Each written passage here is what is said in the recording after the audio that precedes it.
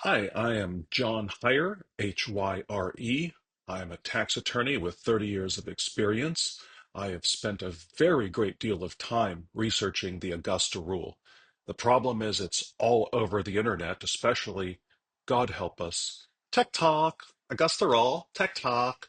And I wanted to get to the bottom of it. A lot of CPAs and other tax professionals are very skeptical of the Augusta Rule because of what's been put online and because so much of what's online is just really not very good. So I've done the research for you in sickening depth. This presentation is really not for the faint of heart. It's for tax professionals who want to know, does the Augusta Rule work? Is it legitimate? What are the requirements? How does one comply? And so I'm going to go over it in horrifying detail. Now, if you're a non-tax professional and not really inclined to delve that deeply into these sort of topics, well, fair warning, we are going to go into, as I said, horrific tax detail.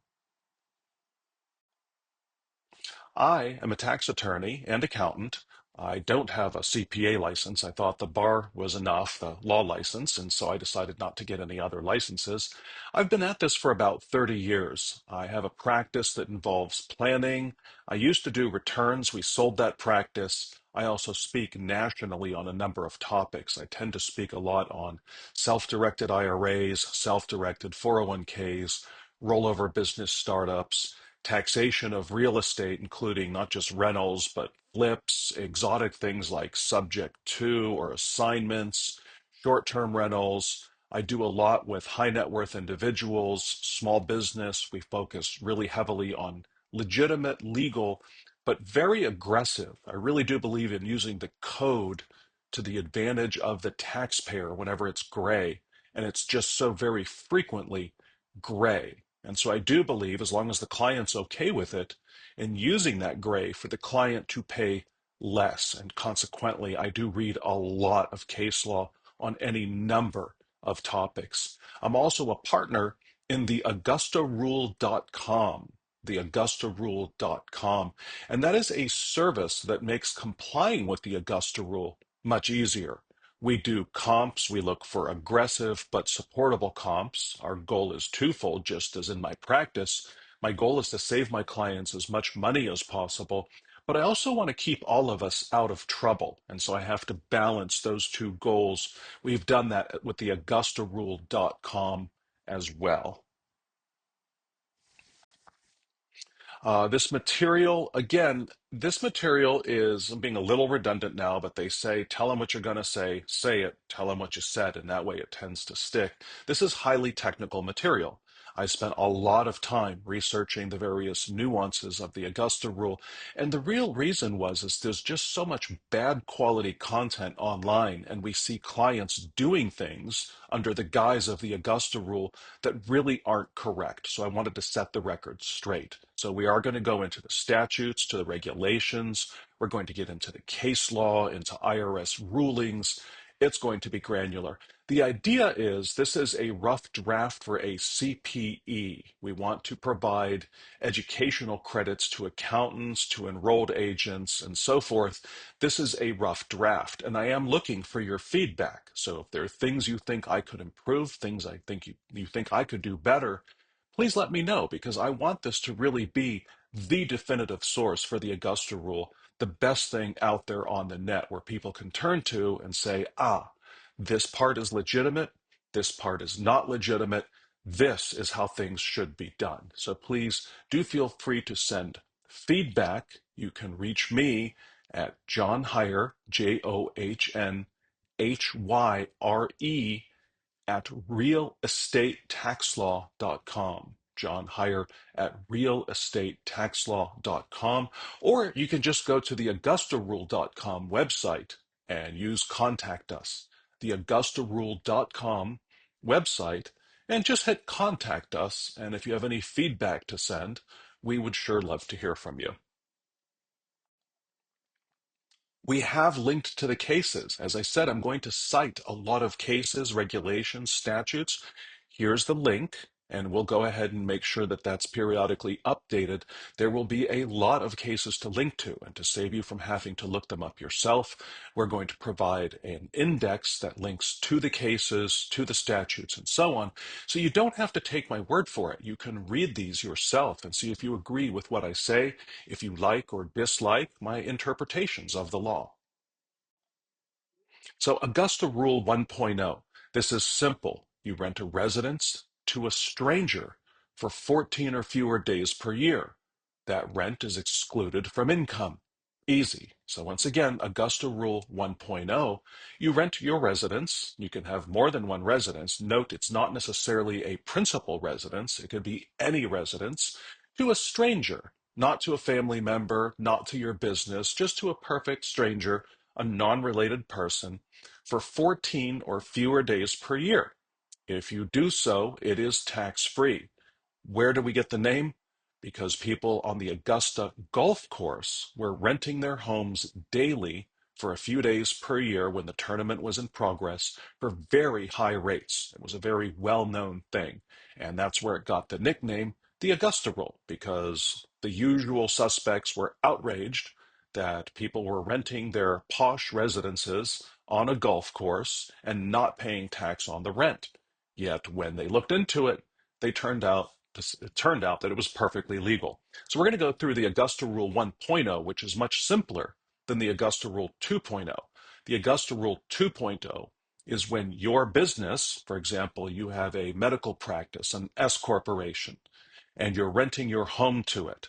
That becomes a lot more complicated. So we're going to go through Augusta Rule 2.0 after we cover the basics of the 1.0 version. And here's the founding statute, Internal Revenue Code Section 280, Cap A, little g. Now, first thing, when you look at this code section, starts with notwithstanding any other provision of this section. What does that mean? What I've noticed with practitioners is they tend to get tied up in the rest of Code Section 280, Cap A. But for the Augusta Rule, most of Code Section 280 Cap A is not relevant. We only pull a few definitions from there in order to breathe life into Section 280 Cap A G. So this is the actual citation straight from the code. I will read it, and in the next slide, I will explain in English what it means. Notwithstanding any other provision of this section, very important language, that's why I highlighted it, or Section 183, if a dwelling unit is used during the taxable year by the taxpayer as a residence, and such dwelling unit is actually rented for less than 15 days during the taxable year, then one, no deduction otherwise allowable under this chapter because of the rental use of such unit shall be allowed, and two, the income derived from such use for the taxable year shall not be included in the gross income of such taxpayer under Section 61. And just to be clear, the emphasis and capitalizations are mine. Let's go to the next slide where we get into the English, but this is the actual code section, because what do we always want to see? The law. That you read the law, you interpret the law, you decide if you agree or disagree with my interpretation. So in plain English, a taxpayer may rent his home for up to 14 days during the tax year and exclude the rent from income. In other words, such rental income is tax-free. If the home is rented for more than 14 days per year, then all the rental income is includable in gross income. For example, if it's rented for 15 days, it's not that one gets 14 days tax-free and only includes 1 day. Rather, it blows the whole provision. 15-day rental means none of the rental income is tax-free. And there is a trade-off, isn't there always, with the code?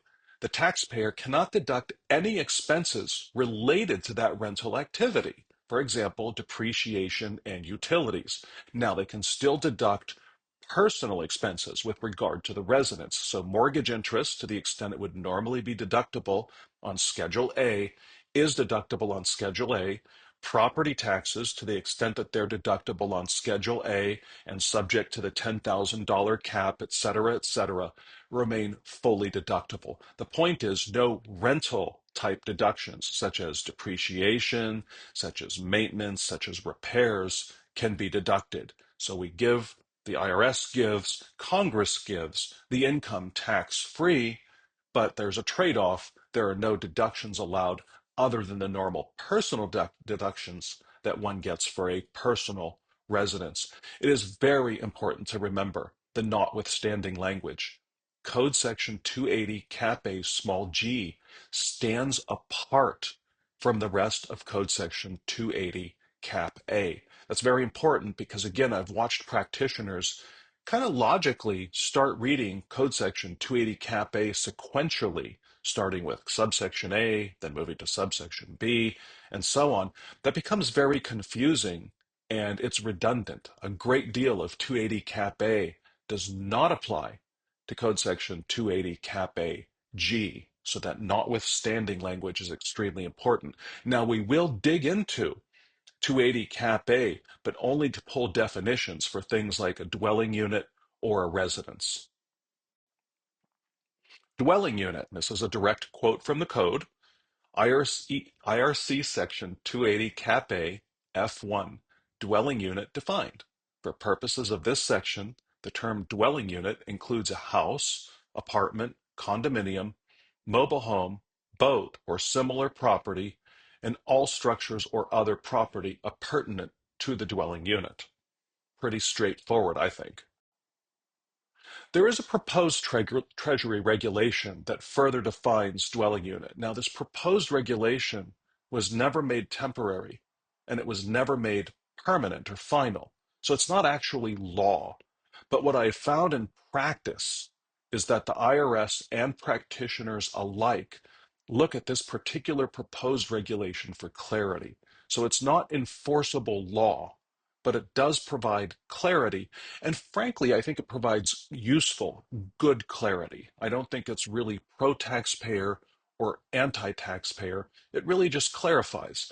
Proposed Treasury Reg 280 Cap A 1C provides that a dwelling unit must contain basic living accommodations, a place to sleep, toilet facilities, and cooking facilities. So when we think about what is a dwelling unit, we ask, is there a place to sleep? Are there toilet facilities? And are there cooking facilities? And it's within reason. An RV would qualify, a boat would qualify, certainly vacation homes qualify. We could get a little bit persnickety and try and make silly arguments that maybe a tent with a can of sterno and a little burner and a bucket out back for one to take care of their physical necessities would qualify. Technically, it's a place to sleep. Technically, there's a sort of toilet facility, that bucket, and technically the little burner that is about this big and full of sterno might actually allow you to cook meals. That's probably pushing it a bit much. So as always, within reason.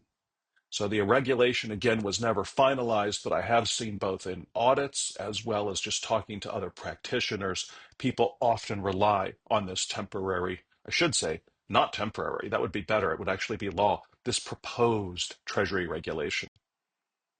Multiple dwelling units, the same regulation goes on. A single structure may contain more than one dwelling unit. For example, each apartment in an apartment building is a separate dwelling unit. Similarly, if the basement of a house contains basic living accommodations, the basement constitutes a separate dwelling unit. For example, somebody buys a quad, right? So they buy a property, it has 4 separate apartments, 4 dwelling units. Let's say the taxpayer stayed in each dwelling unit 14 days of the year, converting it into a residence. We'll get into that in a minute. Could each dwelling unit be a residence and you have 4 separate dwelling units and the 14 days applies to each dwelling unit? Each dwelling unit, there are 4 of them in a quad, each dwelling unit could be rented out for 14 days, tax-free. Yeah, yeah. So let's say we have a quad, unlikely, but a quad on the Augusta golf course. It's got the house or building with 4 separate dwelling units. Could we make sure to qualify each one as a residence? We'll get into that in a moment. rent each one out during the tournament for 14 days, and the income on each dwelling unit would be tax-free.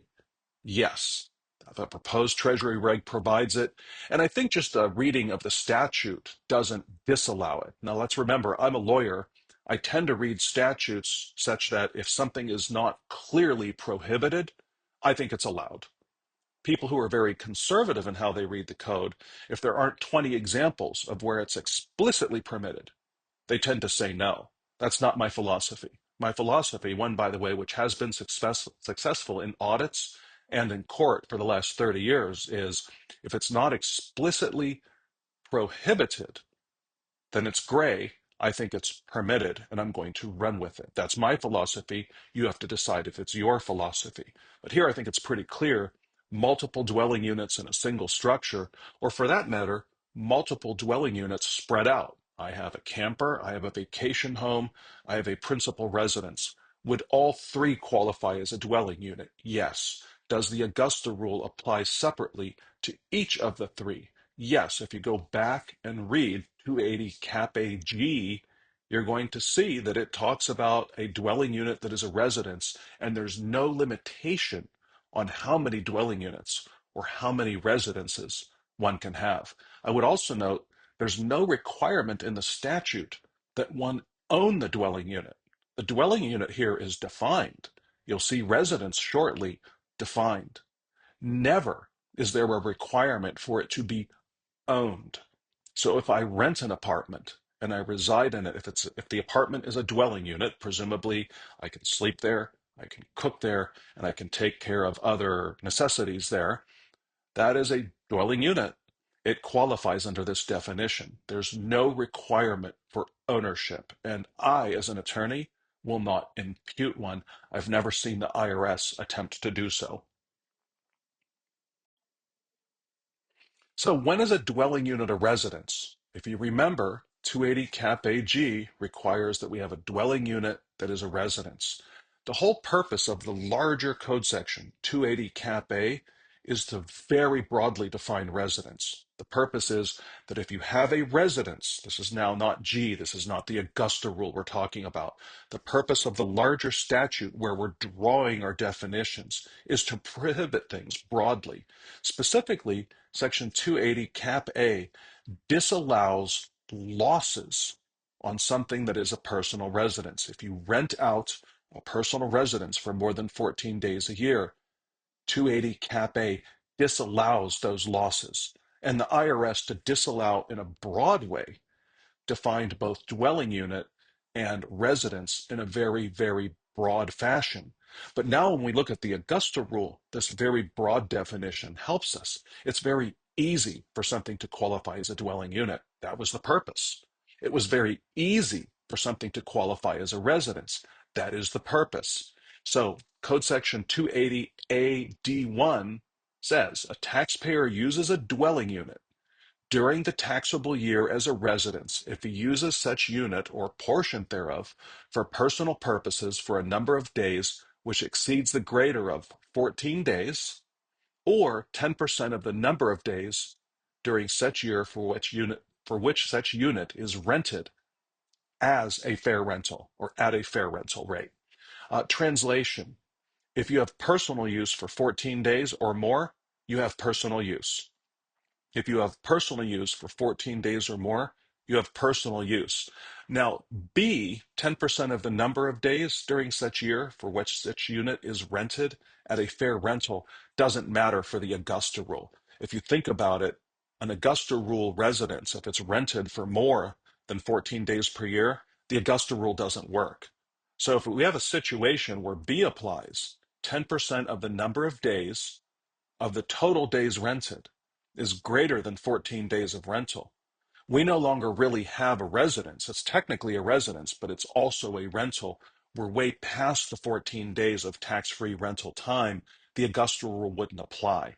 So Section B here, capital B, is not really relevant. The bottom line is if we have personal use for 14 or more days during the year, think personal use, 14 days or more per year, then we've got ourselves a dwelling that is a residence, and it qualifies for the Augusta Rule. Personal use, as I promised you, is very broadly defined. Section 280 Cap A D2, and again I'm reading straight from the code, personal use of a unit. For purposes of this section, the taxpayer shall be deemed to have used a dwelling unit for personal purposes for a day. For any part of such day, the unit is used. So any amount of personal use during the day, any amount, no matter how small, makes the whole day a personal use day. Then the code goes on to list, starting with A, the different things that trigger personal use. But the trigger is a hair trigger. Any use during the day means you've got personal use. So A, what's the first thing that triggers personal use?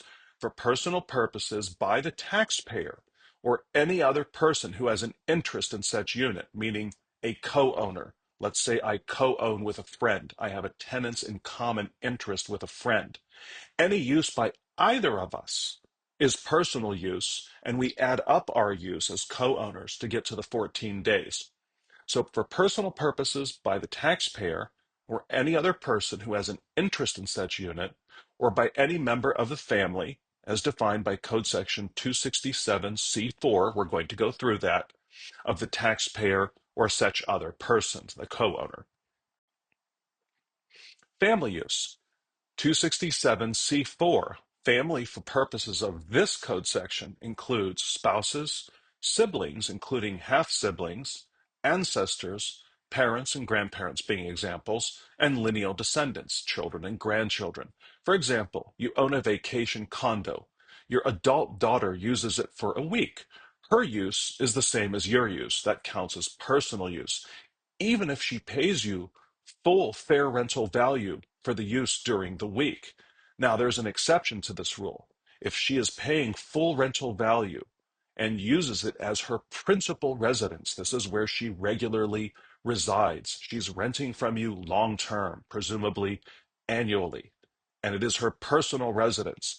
That will not count as personal use. So it's a little detail, but bottom line is this. We've got family defined up above, and any use by family counts as personal use by you, even if the family is paying full fair market value for that short-term use. So it's very easy to qualify for personal use. Home swaps, the next portion of 280A D2B, we just went through A. D2B treats as personal use any day when the unit is used by anyone under an arrangement that lets the taxpayer use some other dwelling unit even if rent is paid. In other words, a vacation home swap. For example, you own a beach house in Florida, your colleague or someone you've never met owns a ski chalet in Colorado. You agree to let each other use each other's property. They come use your Florida property. You go use their Colorado property. That counts as personal use. Home swapping counts as personal use.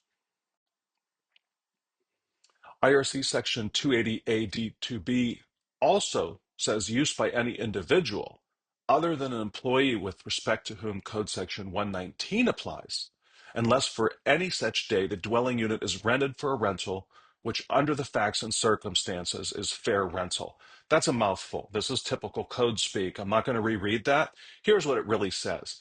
Any use for even part of the day by any individual who is paying less than fair market value rent. Any individual who's paying less than fair market value rent, if that occurs, it's considered a personal use day. So if you want to avoid personal use for some other purposes, for purposes of the larger 280 Cap A purposes, for example, you want to avoid disallowed losses on your rental, you might look at making sure that any rental is documented at fair market value, because rental to anyone for less than fair market value is personal use. Now, for the Augusta Rule, that's a good thing.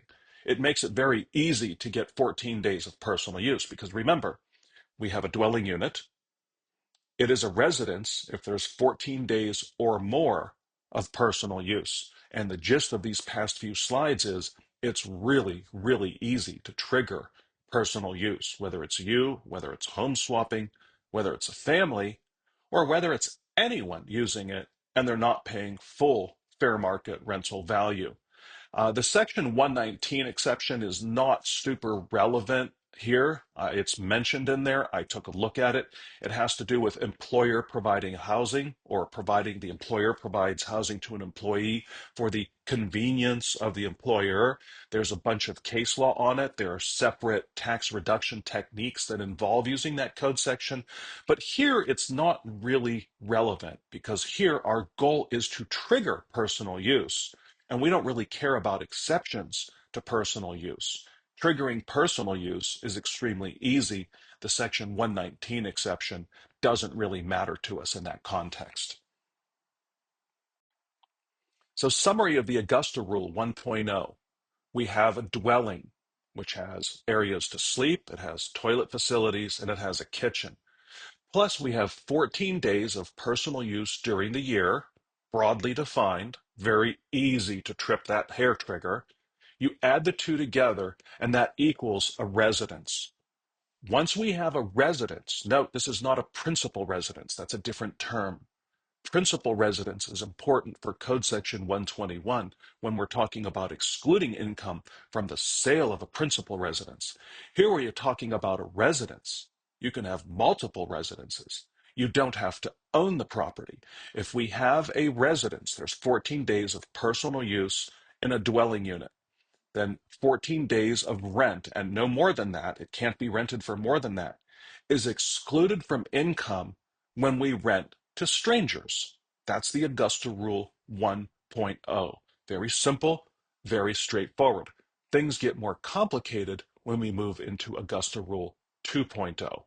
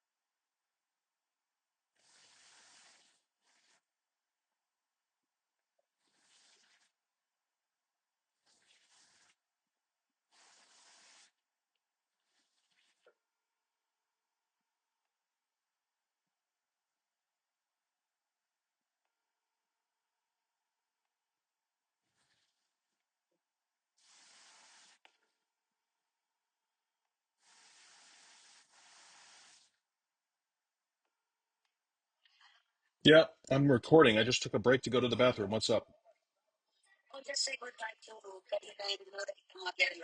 Are you still there? Where?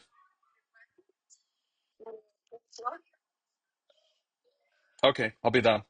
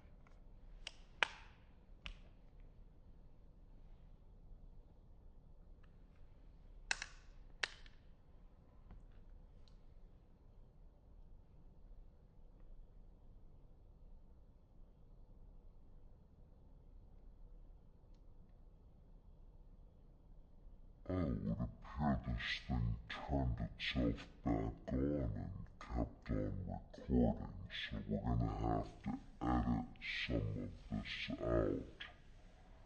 So we're going to edit, and I'm just going to continue.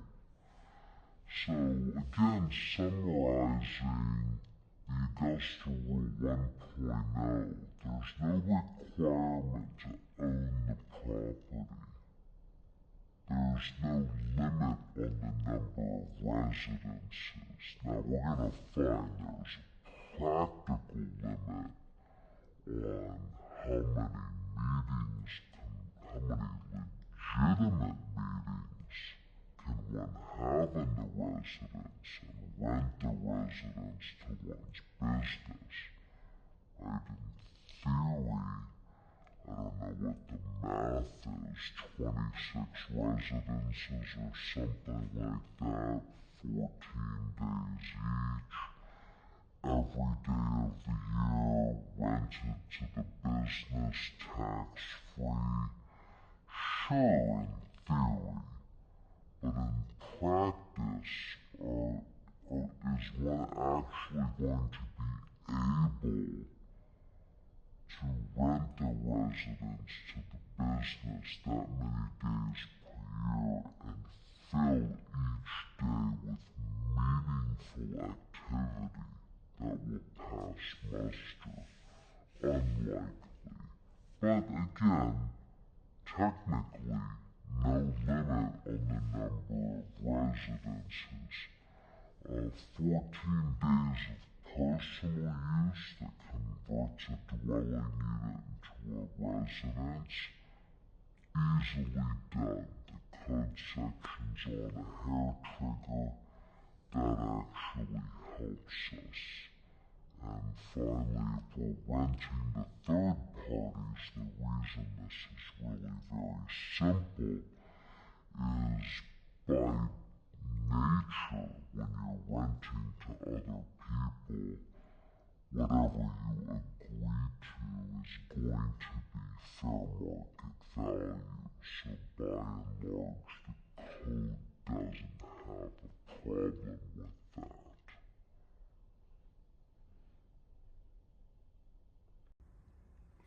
Here's where things get a bit more complicated. The Augusta Rule 2.0. Once you're renting to a related business, to a related person, the scrutiny level increases dramatically. The IRS takes a closer look. The code allows for this. The case law allows for this. What are some of the issues that arise when we have the Augusta Rule 2.0? In other words, we have a residence, we have a dwelling unit that was sufficiently used personally to make it into a residence. We want to rent to a business that we own all or part of. The business rents to us, it gets a deduction, but we receive the rental income tax-free. And therein lies the trick. Both sides have to work. Actually, receiving the rental income tax-free, what we just covered, is the easy part. The harder part that requires things like documentation and an actual business purpose is getting the deduction for your closely held business. And so what are some of the issues we run into on Augusta Rule 2.0? One, you cannot rent to yourself, and we're going to have to define yourself. For example, I rent my residence to an S-corporation 100% owned by me. Is that me renting to me? And by the way, the code says, no, the S-corporation's a separate person, so it's okay. We'll get into that. But number one, you cannot rent to yourself. That's code section 162A3. You have to have a true business purpose to get the deduction. Rent is deductible under code section 162, ordinary and necessary business expenses. There has to be a true business purpose. Now the standard's very low. For those of you who've looked at code section 162 law, the threshold for ordinary and necessary is very low. This is not a hard hurdle to clear. 3, we have to avoid the home being an entertainment facility. By the way, most of what I see online about the Augusta Rule completely ignores this. It's a very important point. If the home, if I should say, you use better language, if the residence is considered an entertainment facility, the deduction to the business is disallowed, so we want to avoid that classification. 4, there has to be actual, meaningful, properly spelled, well-documented events occurring in a business-like fashion. Look, we all know as professionals in the tax industry, most of the cases, most of the examinations that the IRS wins is not because the elements of the deduction were not present. It's because the taxpayer did not properly substantiate what they needed to. They couldn't prove the deduction. They were unable to prove it. They didn't have the documentation. Therefore, they lose. So we're going to get deeply into substantiation. 5, accurate, annual, that's really important, contemporaneous, and documented rental comparables. We see the Augusta Rule losses in audits. We hear about them anecdotally. We've seen some case law that we're going to dig into, not having good comparables for how much the residence should be rented to your own business for, not having good comparables that are contemporaneous, well done, well documented, and contemporaneous really does mean doing it at least once a year. That's usually how the IRS disallows Augusta Rule 2.0. We want to make sure there's also a true business purpose for purposes of a fairly new code section, 77010, and the associated penalty statutes, 662B6, 662I. This is lack of economic substance. Roughly in 2012, Code Section 77010 passed and said if a transaction lacks economic substance, there are very large penalties. Now that code section, at least as far as the case law is concerned, has lain dormant until recently. There was a recent case that had to do with captive insurance, commonly referred to as Patel 3, and it actually implemented. It was the first time that 77010 has been to court, and so the full tax court met and issued a full decision getting into what does it mean to have a lack of economic substance. And I do think that improperly done Augusta Rule 2.0, which is very common if people just follow what they hear on TikTok, would run afoul of the lack of economic substance sections. And the penalties are steep. It's a 40% penalty on the deduction if you lack economic substance. In other words, if you simply say you rented and you didn't actually do anything, or maybe you have a rental of a residence to a business, a related business, and there's actual rent paid, but there was no real meeting. Nothing was actually done. There's a lack of economic substance there. So I think that this Augusta Rule on paper, where there's no substance to the meetings or to the activity that occurred, are very vulnerable under number 6 for lack of economic substance and the heavy 40% penalties that might follow.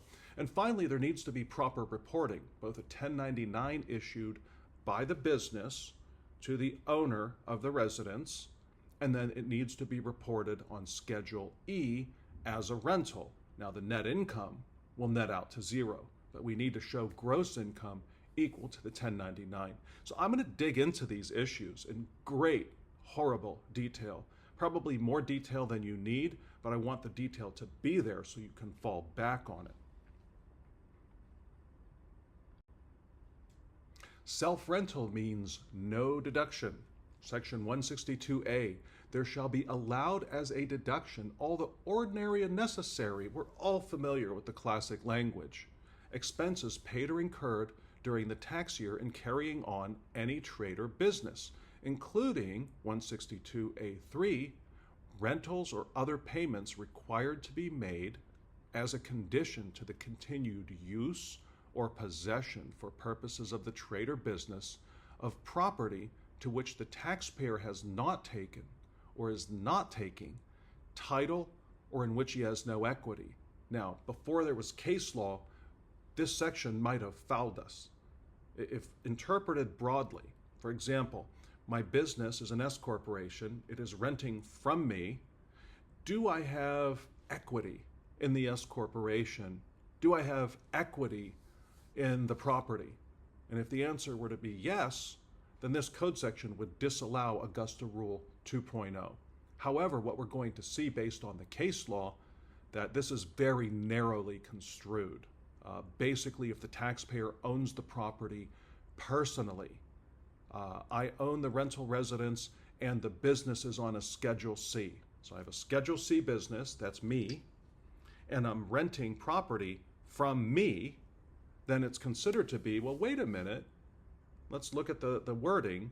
Is it a rental or payment required to be made on a property to which the taxpayer has taken title or in which he has equity? Well, if the S corporation were considered to be the owner of the property, because remember, the S Corp is a separate person. We'll get into that. There's plenty of case law on this. The S corporation is not you. If the S corporation were viewed as having equity in the property it's renting, this is common sense, the rental deduction would be disallowed. You can't rent from yourself. This is most commonly when a taxpayer has a Schedule C business. They have a Schedule C business, a sole proprietorship, and then they rent a property, they use that business, that business rents a property from the taxpayer. What's the problem? Well, a Schedule C is you personally. You personally own the rental property. If the business that is you personally is renting from you personally, you run afoul of this code section. There's no deduction allowed. That's what this code section is getting at. The problem with this code section, read on its own before we look at the case law, again, is there could be an argument made that, well, wait a minute, an S corporation, for example, that you own 100% of, renting property from you, could be renting to itself. Well, the case law says otherwise. The case law says, let's skip to here's the spoiler alert.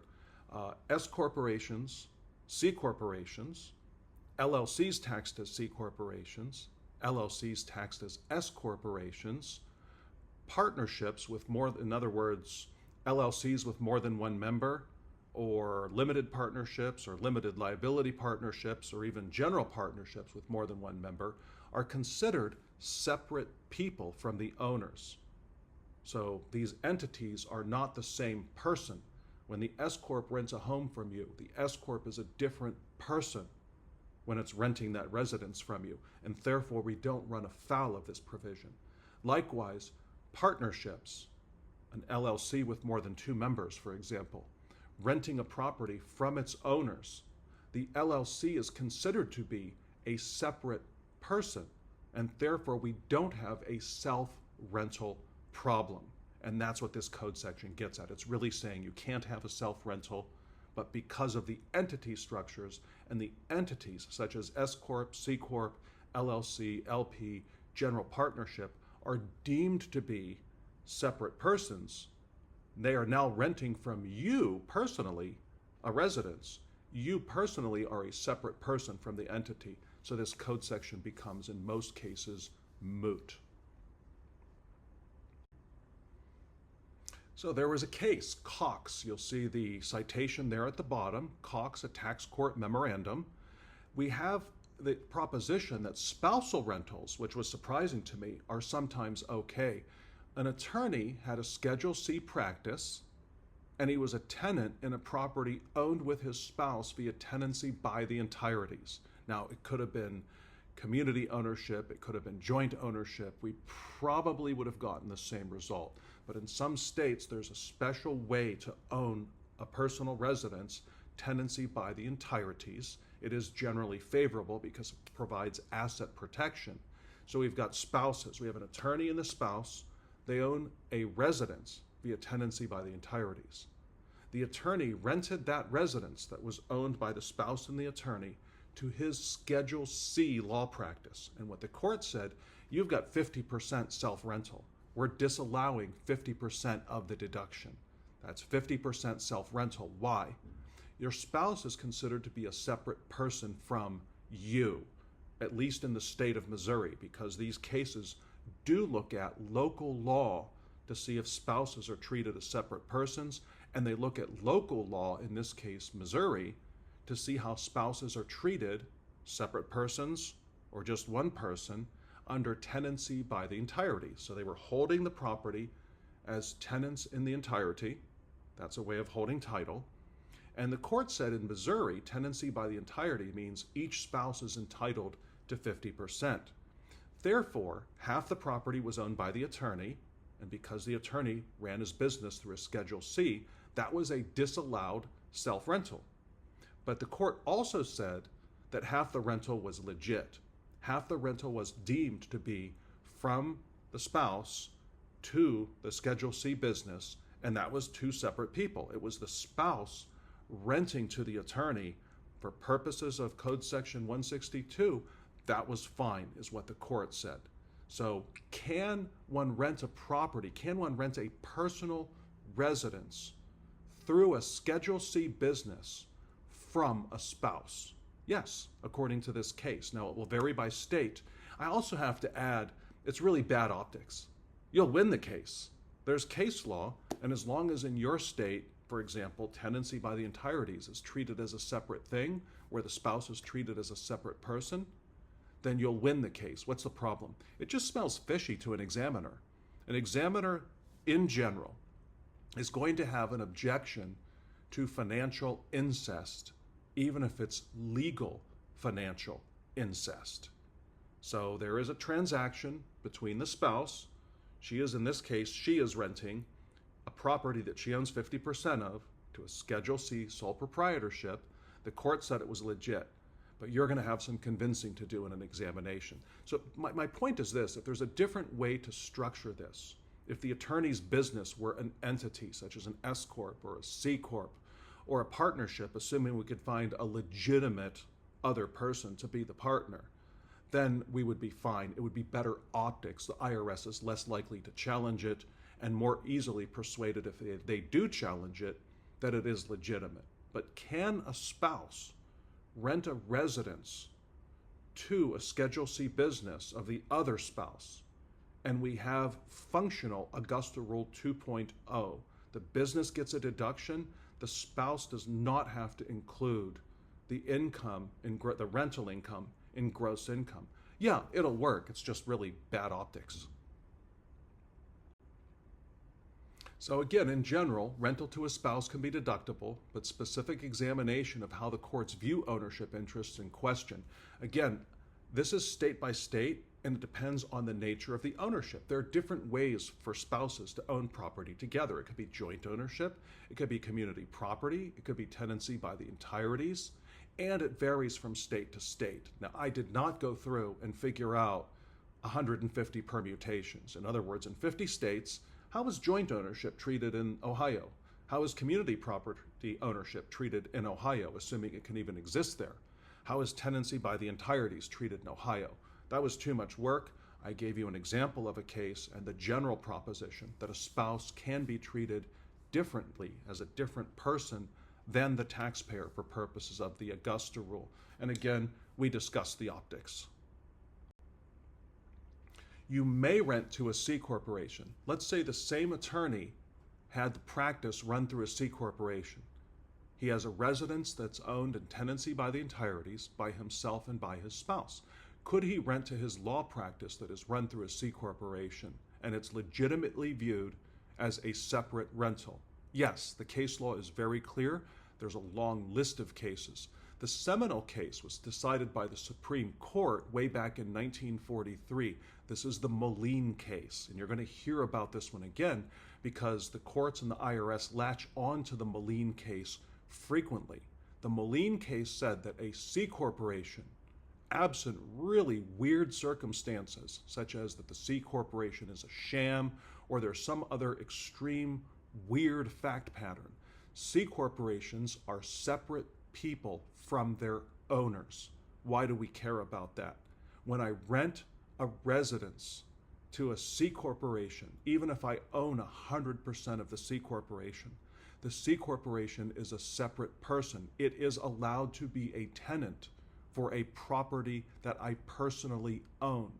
I am a separate person from the C corporation for federal income tax purposes, and more specifically for purposes of renting property from myself to the C corporation, which is the whole gist of the Augusta Rule 2.0. I rent my personal residence to the C corporation. The C corporation, if we follow all the rules, gets the deduction. The income to me, the rental to me, is tax exempt. That's the whole point. We want to have the business be viewed as a separate person by the IRS, by the courts, by the law for purposes of the Augusta Rule. And there's a long, long list of cases that say C corporations are separate persons. So when we have a client with a business, even if they own 100% of the business in a C corporation or an LLC taxed as a C corporation, it is able to rent from its shareholder. That is legitimate as long as the other I's are dotted, the other T's are crossed. And that is the Moline case. This was a great example. I bring up the Feldman case because it's often cited in the context of rentals between closely related persons. Am I closely related to a C corporation I own 100% of? Oh yeah, that's a pretty close relationship. Feldman addresses rentals in these close relationships. You will note from the citation, 84 Tax Court 1, it is not a tax court memorandum. It is a full tax court opinion, which means it carries extra weight. They were deciding what at the time they viewed as a novel issue, and so they had the full tax court make a decision. This is a frequently cited case.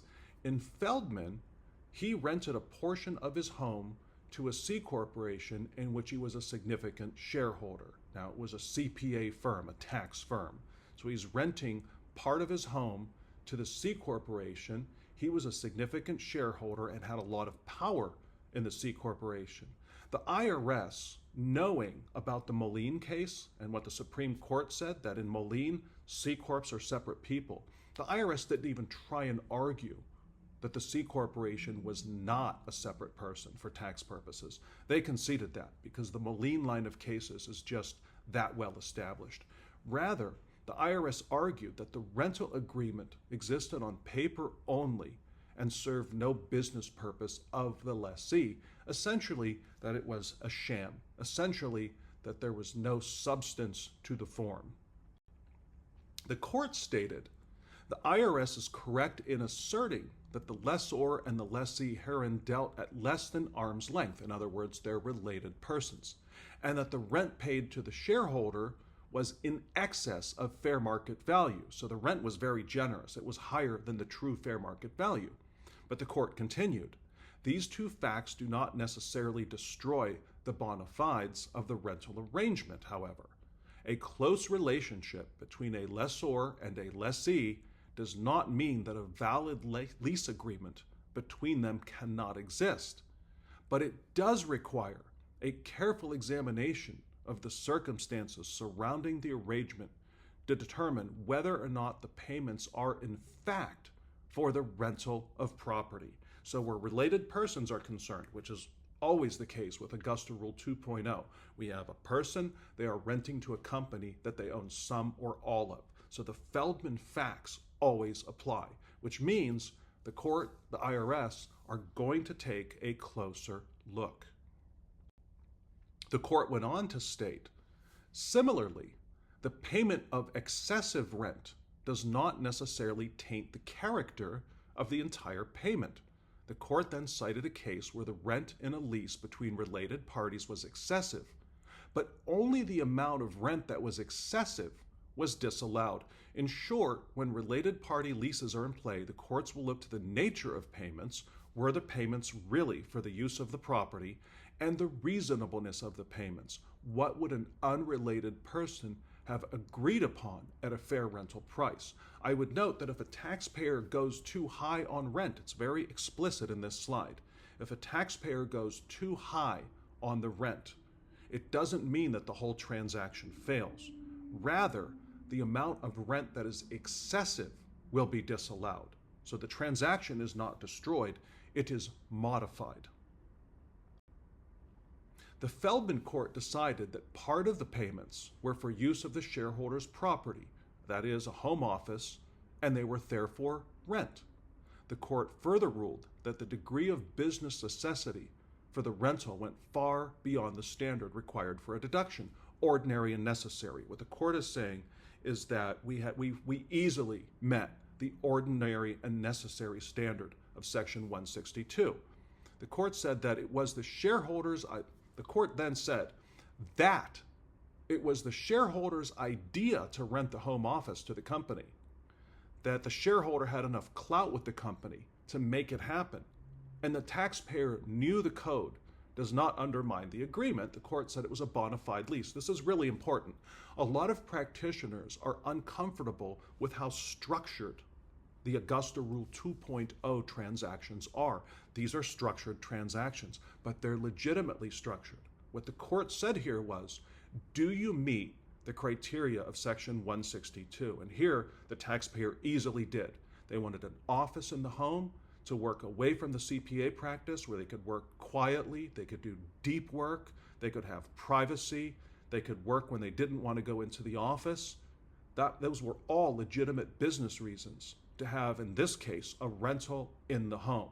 Code Section 162 is rarely a barrier. Now, the IRS always checks it. In the Augusta Rule cases, we're going to see that. We want to document it, but it's usually easily met. Furthermore, the fact that this is being structured, I mean, the court said it, the taxpayer had this idea.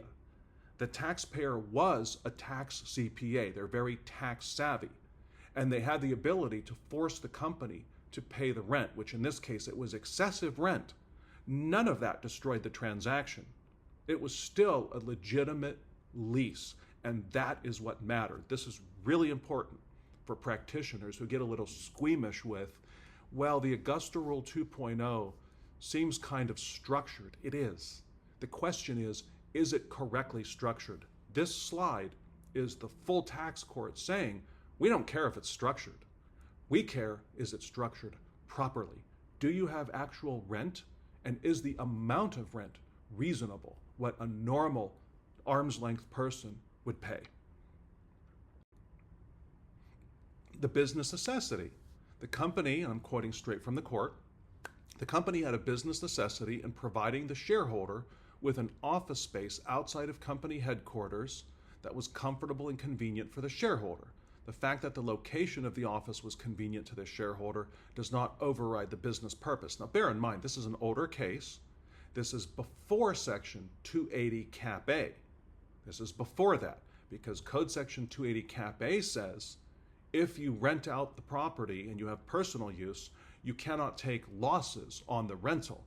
So it would potentially interfere with the rental situation that they described. They described a long-term rental of the office.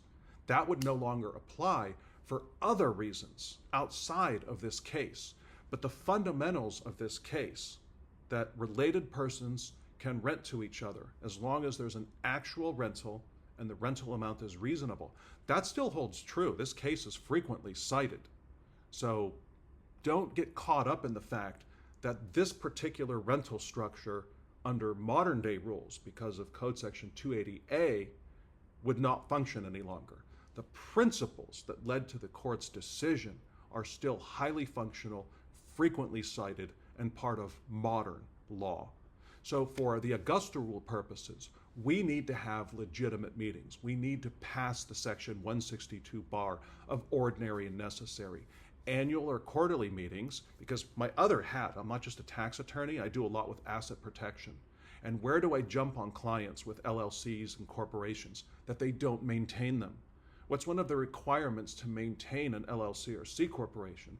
Annual meetings that are documented, that are substantive. Now with AI, we can record the whole meeting, scrub out the parts we don't want people to see, generate a really nice list of meeting notes. So taxpayers and owners of entities who expect to have asset protection outside of the tax world should be having annual and quarterly meetings. That's a legitimate non-tax business purpose. Client meetings, client social meetings within certain bounds. We have to be careful with entertainment, capital raising, employee training, filming, like I'm doing right now within reason. These are all legitimate Section 162 business purposes. We want to have an activity that is ordinary and necessary for the business. That's a very low barrier, and we want to be able to prove that we did so. That's where the taxpayers usually run into problems. Feldman brought this up, and Feldman easily passed the test. The court made really clear that a true lease resulted from one, actual rental of the property to the lessee, which means a rental agreement and that there's actual use of the space, a clearly identifiable physical space that was the subject of the lease. You have to define what is being leased and what is not being leased. For example, for reasons we'll get into later, under the Augusta Rule 2.0, we exclude the home office. If we're renting a home for the Augusta Rule 2.0 to a business, if there is a home office and the taxpayer is taking a deduction for the home office elsewhere, one wants to exclude the home office from the lease. So the lease agreement and the actual use should exclude the home office. What is being rented should be made very clear. 3, that the space has an identifiable rental value. This is where we need to go out and get our comps. We need to do comparables and see what would a meeting space like my home, comparable to my home, rent for. And 4, the deductions were supported by proof of costs attributable to the leased space. That's a little bit less important in the modern context because of Code Section 280 Cap A. Again, this case was decided before that, so the costs of renting the space would actually have been relevant in that time period. They no longer are because there's been a change in that part of the law. The amount must be reasonable. Having accepted that the payments made by the company to the shareholder were in fact rent, the court then examined whether the amount paid was reasonable. Because the shareholder was an officer and shareholder in the company, however, we must look beyond the agreement of the parties to the lease to determine a reasonable rent. In other words, when we have related parties, the court is saying, here is a direct quote, we're not going to accept your rental amount. If your rental amount's too high, we're going to reduce the amount that we allow as a deduction. And to determine what's a reasonable rent, we're going to look at what would a normal person, what would an outsider, a third party at arm's length pay. And that's why for the Augusta Rule 2.0, contemporaneous, well-documented comps, what would this space rent for? They're essential. They're not extremely important. They're absolutely essential. And this is where many taxpayers fail. Both the taxpayer and the IRS, edit that please. Both the taxpayer and the IRS presented testimony from expert witnesses as to the proper amount of rent. The taxpayer's expert testified based on the number of rooms in the home versus the number of rooms used as office space. The IRS's expert testified based on relative square footage of the office versus that of the entire home. The court held that the square footage method was more precise and therefore applied that number, which happened to be 9% of the total square footage of the home. So again, what happened here, the taxpayer kind of did a quick and easy, quick and dirty. Let's go ahead and just count the number of rooms. We're renting one room to the business. There are this many rooms. Let's say the one room was 20% of the total rooms. 20% is 20% of the total square footage is how we're going to determine the rent. And the court came back and said, well, the IRS's expert did a better job. They actually measured the square footage, and the square footage was only 9%. They measured the square footage of the whole home and looked at the square footage of the rented area. They determined it to be 9%, and the court went with that lower number because it was more precise. To be clear, what am I saying and not saying? I do think it's a best practice to measure the square footage that is actually being used for the Augusta Rule. And you have an incentive as the taxpayer to use more square footage, right? There's a rental of square footage. We can just say, you're renting the whole house because that's how it is. And we're going to argue that it's all the square footage. Well, understand that a court may come back, or the IRS may come back and say, well, how much square footage did you actually use? You weren't using the home office. You weren't using the bedrooms, we hope. How much square footage did you actually use? I would document that. Taxpayers don't want to do that. That's part of the problem with the Augusta Rule 2.0. It requires a lot of documentation. It's why we came up with a service combined with an app that helps make these tasks a lot easier. There's a lot that has to be done to make the Augusta Rule 2.0 work. That would include measuring the square footage of use, the square footage of the home, and figuring out comparables based on square footage. That takes work. We do as much of that for you as possible. We make the rest of it very easy, and we automate the substantiation process of tracking these numbers once they're entered, of printing them out. Our goal is if one of our clients has an audit that is using our service and our app, if there's an audit, that we respond to the IRS examiner the next day, that we print out of the app all the necessary substantiation, and we have it to the IRS examiner the next day. I have done that in actual audits, and the psychological impact on the examiner has every time. I've done this twice, both times when the taxpayer was so well organized that I walked in the next day. One case it was physical, the agent was nearby geographically. One case it was fax, because we all know the IRS still uses faxes. But in both cases, I had everything to them, full substantiation the next day. The audit immediately ended. They knew they weren't going to get anything out of us. They didn't expand the audit to other issues or questions. The audit simply ended because they knew we were not a good target. We had our substantiation in order.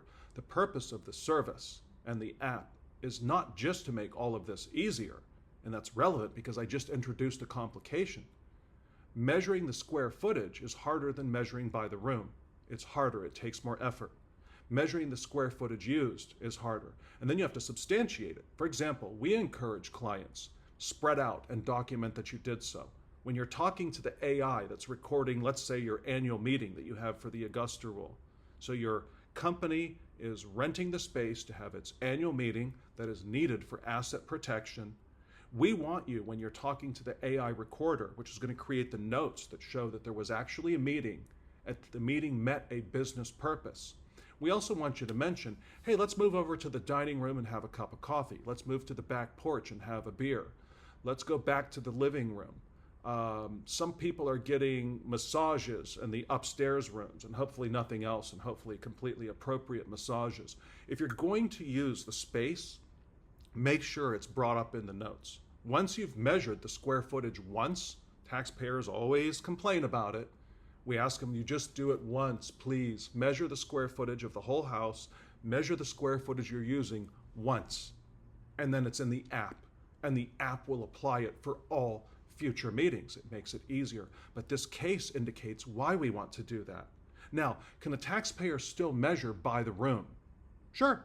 They just need to understand that if an IRS agent knows what they're doing, that the courts value precision, and that the square footage method is more precise, and that the courts may disallow some of their rent because the square footage result may be less than the room by room result. You just have to explain that to the client. Look, you can do a less precise method. You can go room by room instead of square footage. That's fine. Go ahead and do it. Just understand that the courts favor precision, and that if there is an examination and an agent knows what he or she is doing, they're going to go for the more precise measure, and they're going to peel some of that rent off of you. As long as they're fine with that risk, it's the same as, should I charge the highest rent I think I can justify? Yeah. Now, might the IRS come back with counter comps and say, that rent's kind of high, we're going to disallow some? Okay, that's fine. There could be an understatement penalty. Usually, this number is not big enough that we get into understatement penalties unless the IRS can show negligence. In other words, 662A is not generally a problem here because the Augusta Rule rentals are not large enough that if they're allowed but reduced, do we pass the threshold where there's an automatic 20% penalty? Typically not. So I tell the taxpayer, look, go with the highest reasonable amount that you think you can justify based on your comps. It's the same as, look, go ahead and go by the room if you want. I prefer you go by the square foot. The case law is going to be kinder in that regard. But what's the consequence? Nobody goes to jail. Probably won't even be any penalties. Maybe, but probably not. We warn the client there could be. We do provide best practices. A best practice is to use square footage, not go by the room. But is going by the room fatal? No. Is setting the rent too high but still defensively high?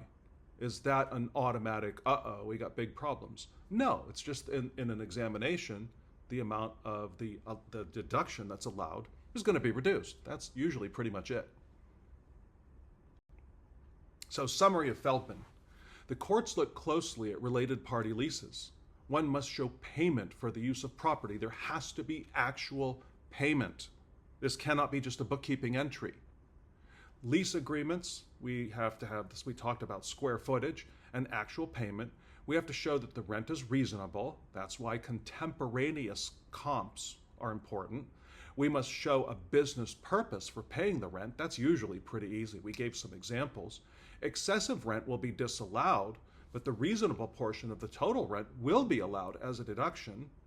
That the taxpayer structured this, that they made it happen, that it was tax motivated, doesn't matter as long as the other factors are met, the other tests are passed. The more precise measure of fair market value wins. Doesn't mean you have to be perfect on your fair market valuation, but it does mean if the IRS comes in with something more precise, they're probably going to knock your value down some. And again, these principles appeared. I have read now hundreds of cases looking at these issues, and the Feldman principles, whether or not they cite Feldman, appear repeatedly in close rentals, that is, rentals between related parties, which is what the Augusta Rule 2.0 is.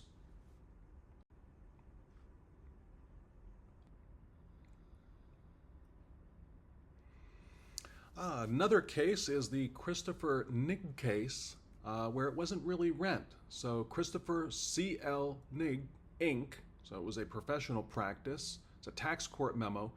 A doctor rented the upper story of his home to his medical practice, and his medical practice was a C corporation, so it fits with the facts of Feldman so far. The home office had a separate entrance and security system, which I think helps him, but the MD never saw patients there. He did perform admin tasks there and met with his admin assistant and malpractice lawyers. The C corporation paid the entire home's mortgage as rent, so clearly no attempt to look for comps. They just picked a pretty arbitrary number and paid that. I would also note again, this is before Section 280 Cap A. That doesn't matter, right? In other words, new law says you wouldn't be able to rent this business, you wouldn't be able to rent your residence to your business because of other issues. You wouldn't be able to rent for the whole year. There would be other issues under Section 280 Cap A that would prevent that. But the case principles overall are good. What are we really focused on? Is this a legitimate rental? That's what we're after. That is still good law in terms of the principles raised in this case. So the rental deduction was disallowed because the taxpayer did not produce any evidence of a written rental agreement or other documentation to support its position that the amounts claimed were actually rent. Dr. Nigg also did not treat the arrangement with the corporation as a bona fide rental arrangement, as he did not report any reciprocal rental income on his 2012 and 2013 Schedules E. So the problem we have is that we followed Feldman, but what happened? He couldn't show he had actual rental. He didn't have any documentation. There were no leases. The court said basically this was just a way for you to get money out of your C corporation to you, but it wasn't really rental. It's really more of a disguised dividend. Also, this is important, the bolded part, we want to see reciprocal reporting. In this case, because it did not meet the Augusta Rule, in other words, he was renting himself to the C Corp. The C Corp took a rental deduction. He never reported the rental income. That hurt him, as it should. We want to make sure with the Augusta Rule 2.0 that we report the rental income on Schedule E even though it's exempt. Typically it means reporting the amount of rent on the top line, gross rental income, and then having an offsetting deduction that I just named Section 280A, Cap A, little g, and it's exactly the same amount. That excludes the rent, and it results in net income of zero. But this case makes clear that part of what the court's going to look at, listen, if the business is taking a deduction for paying rent, we want to see the individual reporting the rent. And I think that applies even though the rent is exempt. Also, it's a more business-like practice. In other words, I think the business, just as it would 1099 anyone else to whom it paid rent, should 1099 the taxpayer. That's not a big additional burden. You're already presumably doing a bunch of 1099s for the taxpayer. Add one. the rent paid for the Augusta Rule should be 1099. Now, what's the problem once a 1099 is in the system? Skynet looks to see where that number was reported. If the taxpayer receives a 1099 saying you should report rent, you better report rent. If not, that's when Skynet generates letters, and then they become annoying because the IRS ignores them or loses them, and you spend a bunch of billable time, or worse yet, non-billable time, dealing with the issue. To avoid that, to make Skynet see what it thinks it wants to see, report the 1099 rental income on Schedule E, and then just take an offsetting deduction for Code Section 280, Cap A, parentheses G. By the way, I would not call the deduction the Augusta Rule. I've seen that on some tax returns. I think that's terrible optics. The Augusta Rule, because of so much garbage on TikTok and elsewhere online, has a bad name. And that's not just with practitioners, it's also with the IRS. S-corporations. Let's go ahead and fast forward to the spoiler. S-corporations are treated like C-corporations. Now, there's an argument that an S-Corp should not be treated as a separate person because it is a pass-through entity. And the IRS has addressed that issue. The IRS has said in repeated publications, repeated letter rulings, and other technical advice memorandum, etc., the IRS has repeatedly said that we view S-corporations like C-corporations to fall under the Moline court case. They are separate persons for tax purposes unless the code explicitly says otherwise. And it does when it comes to passing through income. So the default the IRS takes is that Moline applies to S-corporations unless the code says it does not. Well, the 1300 section of the code spends a lot of time talking about it does not. In other words, when it comes to income, there's not double taxation. There's pass-through of the income from the S-Corp to the individual. So bottom line, S-Corps are going to get very similar treatment to C-Corps, really identical treatment, when we're thinking, is this a separate person for tax purposes? Let's go through and prove it. So that I fast forwarded to the conclusion, and if that's good enough for you, if you trust me in spite of the fact that I'm a lawyer, then you can go ahead and fast forward. But if you want evidence, let's get into some IRS rulings. In IRS letter ruling 2017-47006, this is consistent with the IRS's overall attitude towards S-corporations as entities separate from their owners. In that letter ruling, the IRS argued that the Moline case that we had discussed that said C corporations are separate persons. And remember, for the Augusta Rule, the business being a separate person is good because you can rent to a separate person, but you cannot rent to yourself. So this is the answer we want. The Moline case applies to S corporations in spite of a few weird cases that went to the contrary. And the IRS methodically, in this letter ruling, refuted one of those weird cases, which was Morton. Now take a look at the citation for Morton. It doesn't surprise me, the citation. When do we get weird tax rulings? When we go outside of the tax court, where the specialists who live and breathe tax law live, and we go to a district court, or the federal claims court, or a federal appellate court, where the judges are more generalists, and they don't understand tax law. In fact, sometimes we have a jury involved. So cases that are outside of the tax court that involve taxes sometimes bring us to really weird rulings. Sometimes that's good. I know attorneys that when their client's case is not really very good, they don't want to go to tax court because those judges actually know what they're doing with tax law. They actually will try and go to district court or the Court of Federal Claims hoping to get a judge who uses common sense and doesn't understand the law, or hoping in some cases to get a jury where they might otherwise not get one, and then you get these weird rulings. And I think Morton was one of those weird rulings that said an S corporation really is not a separate person. And the IRS came back and said, oh yes it is, we disagree with Morton. And the IRS cited a bunch of cases that said, listen, Morton is wrong, Moline is right, S corporations are separate people. But there has been a little bit of disagreement, and the IRS went straight at it.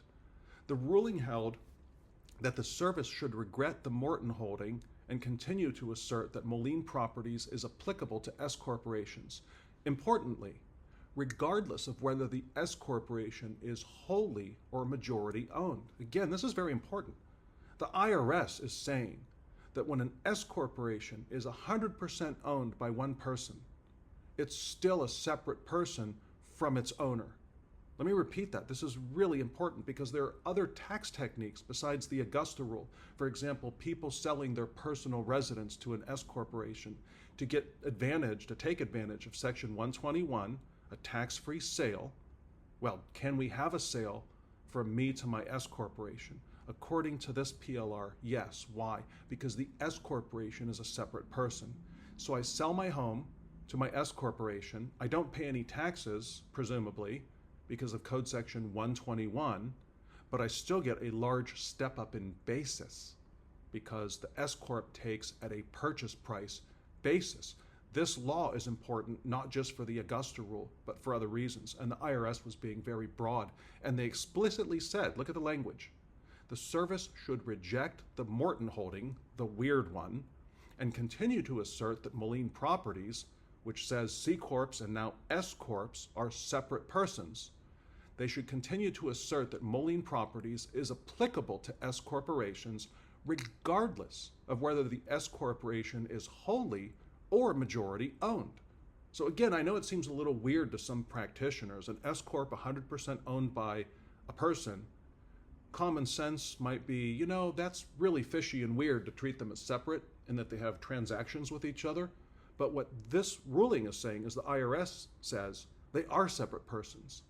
They can have transactions with each other, including rental transactions. So the IRS, by the way, the IRS continues to follow this position.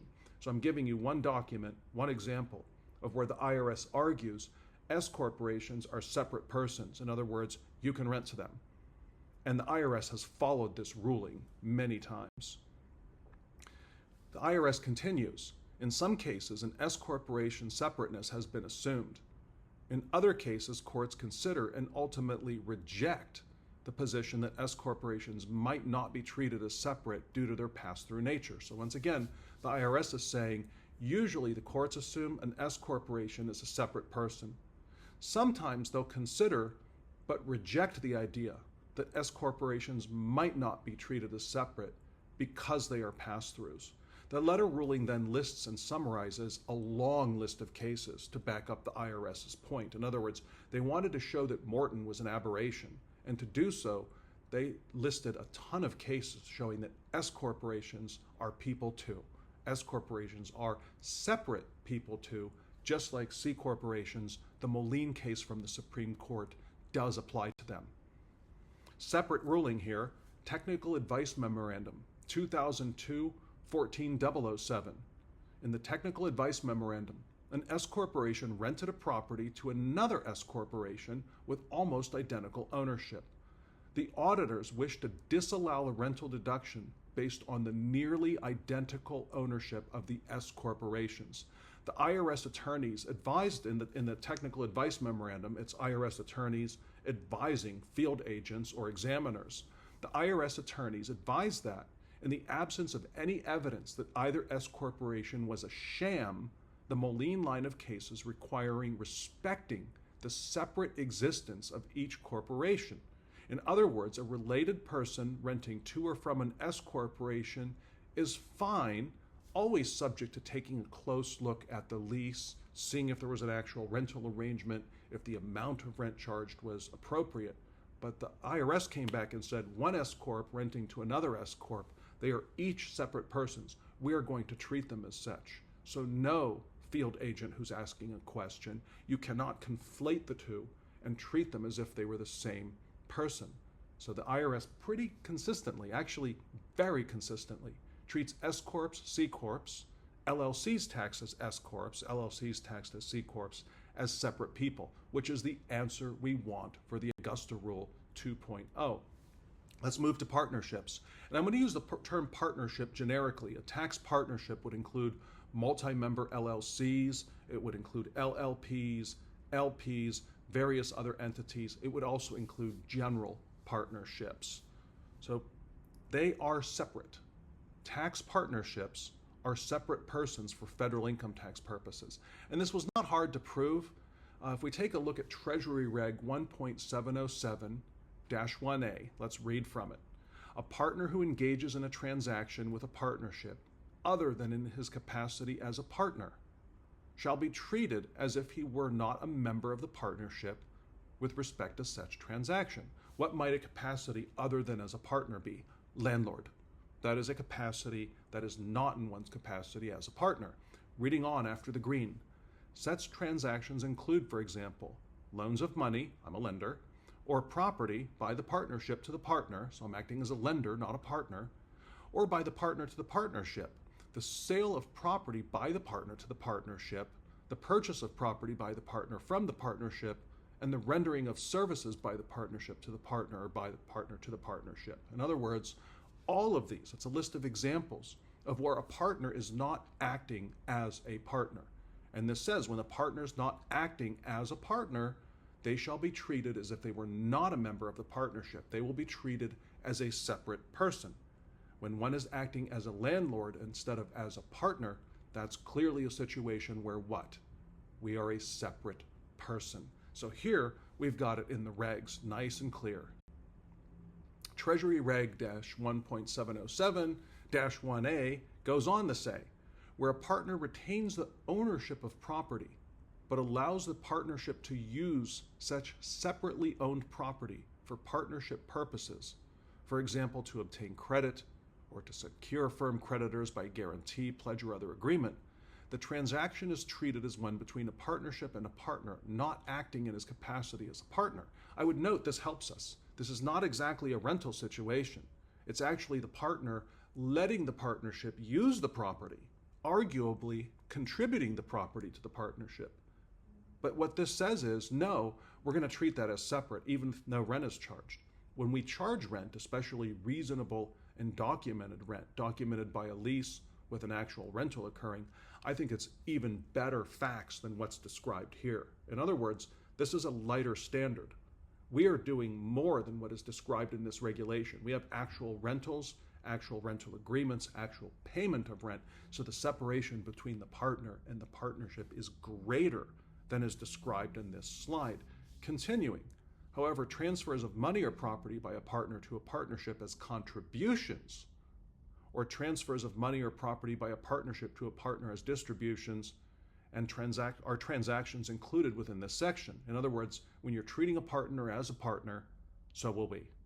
When you're treating the partner as a separate person, so will we. That's the whole gist of these regulations. So a partnership is a separate person.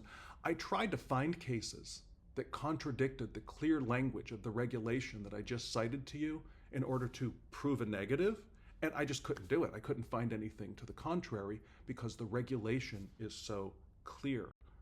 Now, I did find a few partnership cases that, again, I just thought were interesting and continue to back up what we're saying, that when we look at related parties renting to an entity, whether it's a corporation, S-Corp, C-Corp, LLC, partnership, the courts tend to look at the same factors over and over again. You're going to see the Feldman factors in Interior Sec Corp here.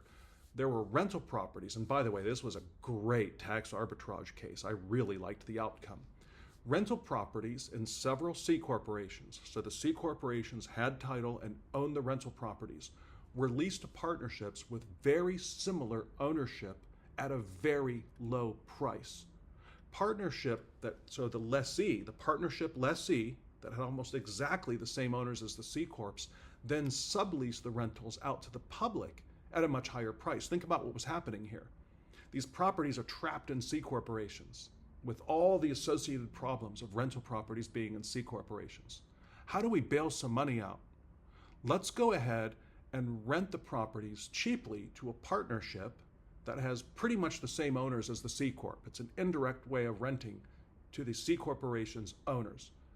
We're going to rent at a low price, and that way the owners of the C Corp, the shareholders, indirectly through this partnership, can sublease at a much higher rate. What are we functionally doing? We're bailing value out of a C corporation but avoiding the double tax. And the IRS really did not like that.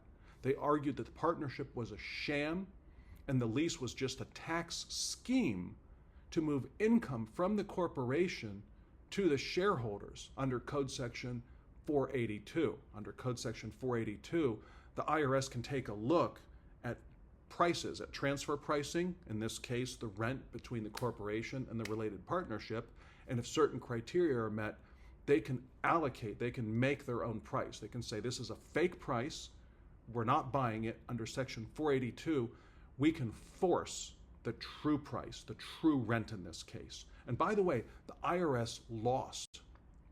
The court held that the partnerships were created for legitimate business reasons and cannot be viewed as shams.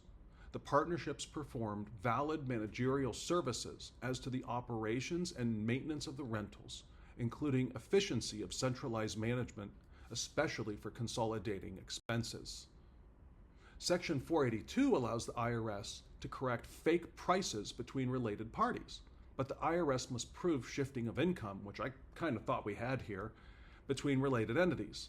The court concluded there was none in the instant case. In other words, that the transaction itself was legitimate, that renting properties at a low price to obtain efficiencies of management, to obtain efficiencies of cost, was legitimate, and allowing the person to whom you rent to have a markup to profit from creating that efficiency is a legitimate structure, that it was not a sham, and therefore the leases were legitimate.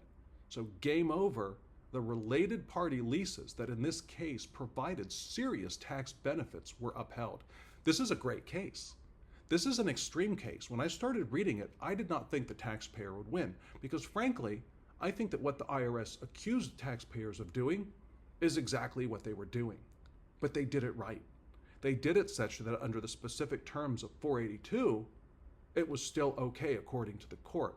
What the IRS never bothered to challenge, I mean, they had to argue it was a sham.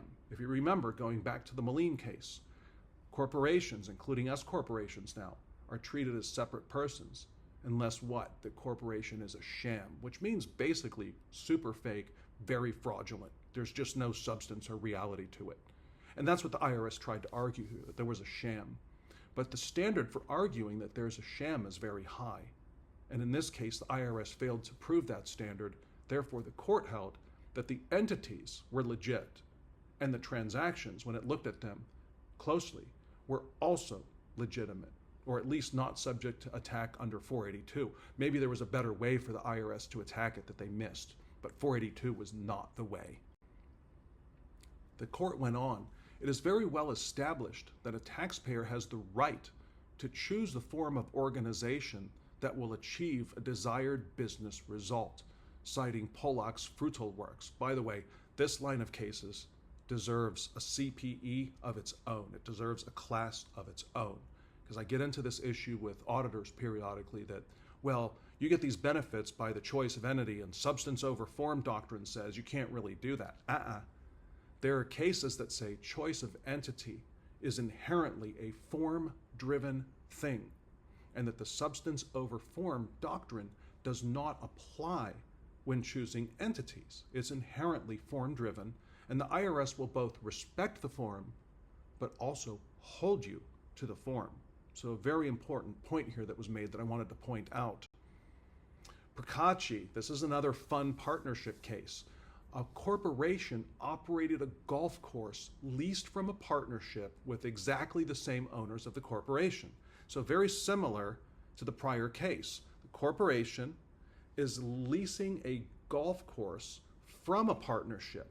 So the C-Corp is the operating entity. It's leasing from a partnership that actually owns the property, identical ownership. Sound familiar?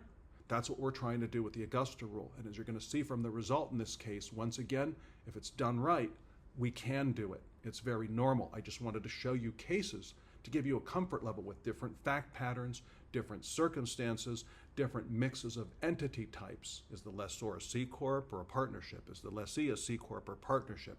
I wanted to mix it up and vary it some. And I wanted to show you how consistent these cases are. The Augusta Rule 2.0 is legit if done right. The criteria the courts apply to see if something is legit are very consistent regardless of the entity types involved. So in Procacci, an operating company, a corporation, leased a golf course from the owner. The owners of the partnership and the C-Corp were identical. Now, interestingly, this is where it gets fishy, where you can understand why the IRS said, hey, what's going on here? The corporation was never able to pay the rent for the golf course because there were losses on the course. The IRS tried and failed to allocate rental income to the partnership via Section 482.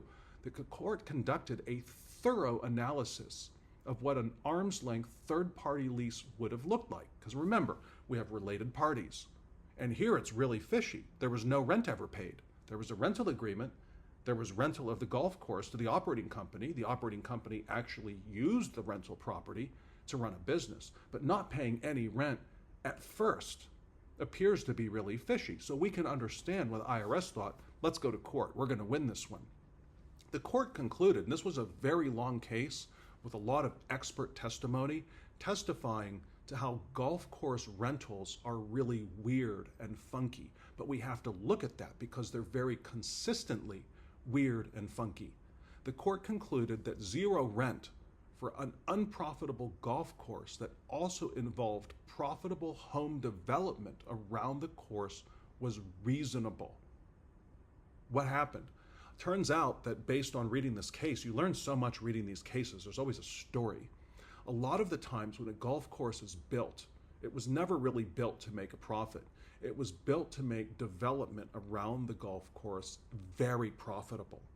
We build houses around a golf course that's profitable. We don't have a golf course. I know, let's build a golf course. The houses sell. The same people that own the golf course make a ton of money on the sale of the subdivision that surrounds the golf course. The golf course is then left, and it is in of itself not profitable. If you look at how much can be charged, how many people visit it, especially if it's a private club, the golf course itself is not profitable. That's what happened here. And the court said that's fine. And the expert witnesses for the taxpayers came up with many examples in the industry of where golf courses were rented, but the rent never ended up being paid because the golf course was not profitable.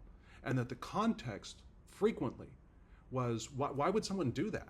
Why would someone rent a golf course for zero, is what the IRS asked. And the answer was because they already made their money. The golf course wasn't designed to make money.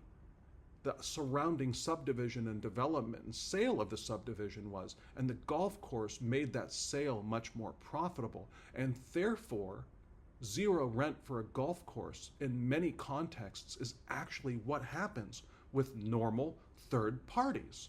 So here it seemed weird that related parties said, don't worry about the rent. And normally that would be a problem. Normally that would be a problem. And the court looked and said, that's kind of weird. Related persons, we need to see rent. We need to see the same rent that we would see out in the market with unrelated persons. But what happened here? We did have in the marketplace unrelated persons zero rent for golf courses, and the IRS lost. Note, the IRS didn't even try and argue that rental from a C corporation, in this case, renting from a partnership owned by exactly the same owners was a problem. They have accepted the partnership is a separate person. The C Corp is a separate person. So again, for the Augusta Rule, when I'm renting to a C Corp or an S-Corp that I own 100% of, not a problem. It's a separate person. It can be a legitimate rental if the details are right. Likewise, renting to a partnership in which I'm a partner, not a problem if I'm truly being treated as what? A landlord. If I'm being treated truly as a landlord, I am not acting in my capacity as a partner. And the regulations say when you're not acting in your capacity as a partner, we're going to treat you as if you were acting in that other capacity. Procacci really backs up that idea. Spousal partnerships, here's where it gets a little bit funky. This took a lot of research. It's really easy to read the cliff notes here. Some of you probably did that and aren't hearing me right now because you just went through the AI notes and took the conclusions and the case law. But this did take a lot of research, these figuring out which entities are treated as separate people, including with spouses. Now, spousal partnerships, including LLCs whose members are just two spouses, are still partnerships for tax purposes. That's very important. My spouse and I own a home. and we're renting it to our LLC, and the only two owners of the LLC are me and my spouse. Can that be a legitimate lease? According to Argosy, yes. Partnerships, LLCs, where the members are just two spouses, are still partnerships for tax purposes. And therefore, we go back to then, how are partnerships treated? They're treated as separate persons from the partners when the partners are acting in a capacity other than as a partner. For example, when they're acting as a landlord. So can a spousal partnership, let's say an LLC owned by two spouses, rent the residence from the spouses? Yes, it can.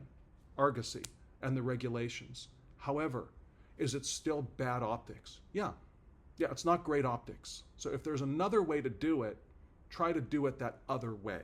Well, they have an S-Corp. Can I just go ahead and rent to that business instead? That's better optics. On the other hand, sometimes the facts are, the client says, well, no, we don't have an S-Corp, or the S-Corp's not doing any business that would justify renting space from the owners. And really, if we want to do the Augusta Rule 2.0, our only choice is this LLC owned by two spouses is going to rent from us. Okay, just understand the optics are not great. The IRS is more likely to challenge it because, again, we have financial incest, but it is legal financial incest. Community property states are a little bit weird. I've listed them there. In a community property state, spouses can choose to be treated as one, or they can choose to be treated as partners. And the IRS will honor the choice. Furthermore, one can change their mind. It is not a binding decision. For example, I own rentals in California, a community property state. I file the rentals on Schedule E of my 1040. I have chosen to treat the spouses as one, and the IRS will honor that decision. No, you know what? I bought rentals in an LLC in California. The spouses are deemed to own 50-50, and I file a Form 1065, a partnership return. The IRS will honor that choice. You have chosen in a community property state for spouses to be treated as partners by filing the partnership tax return, the 1065. The IRS will honor that. So you have a choice in a community property state of, let's say the taxpayers own a business jointly, a non-corporate, because we already know if the taxpayers own an S-Corp or a C-Corp together, that's a separate person. The taxpayers have a business in California. It's in an LLC. I can choose to treat that business as a sole proprietorship by filing on Schedule C.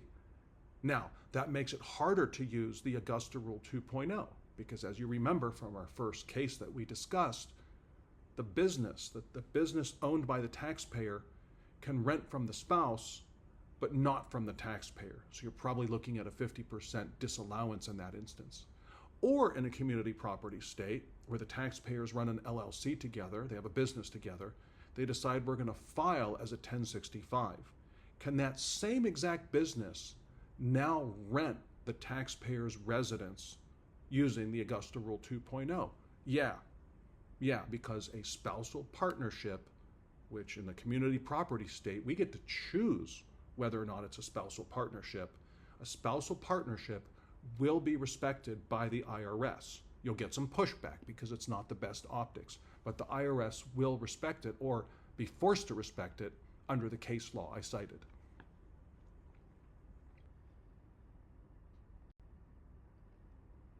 So, summary. Lot of case law, lot of research, lot of time on my part spent here, but it really boils down to C-Corps, S-Corps, LLCs taxed as C-Corps, LLCs taxed as S-Corps, multi-member LLCs, limited partnerships, any other tax partnership, including between husband and wife, are separate persons for the Augusta Rule purposes, and you may rent your residence to any of those entities.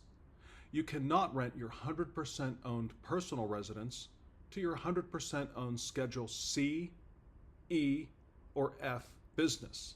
You should be able to rent a residence owned 100% by your spouse to your Schedule C, E, or F business, but do expect that the bad optics will result in the stink eye in an audit.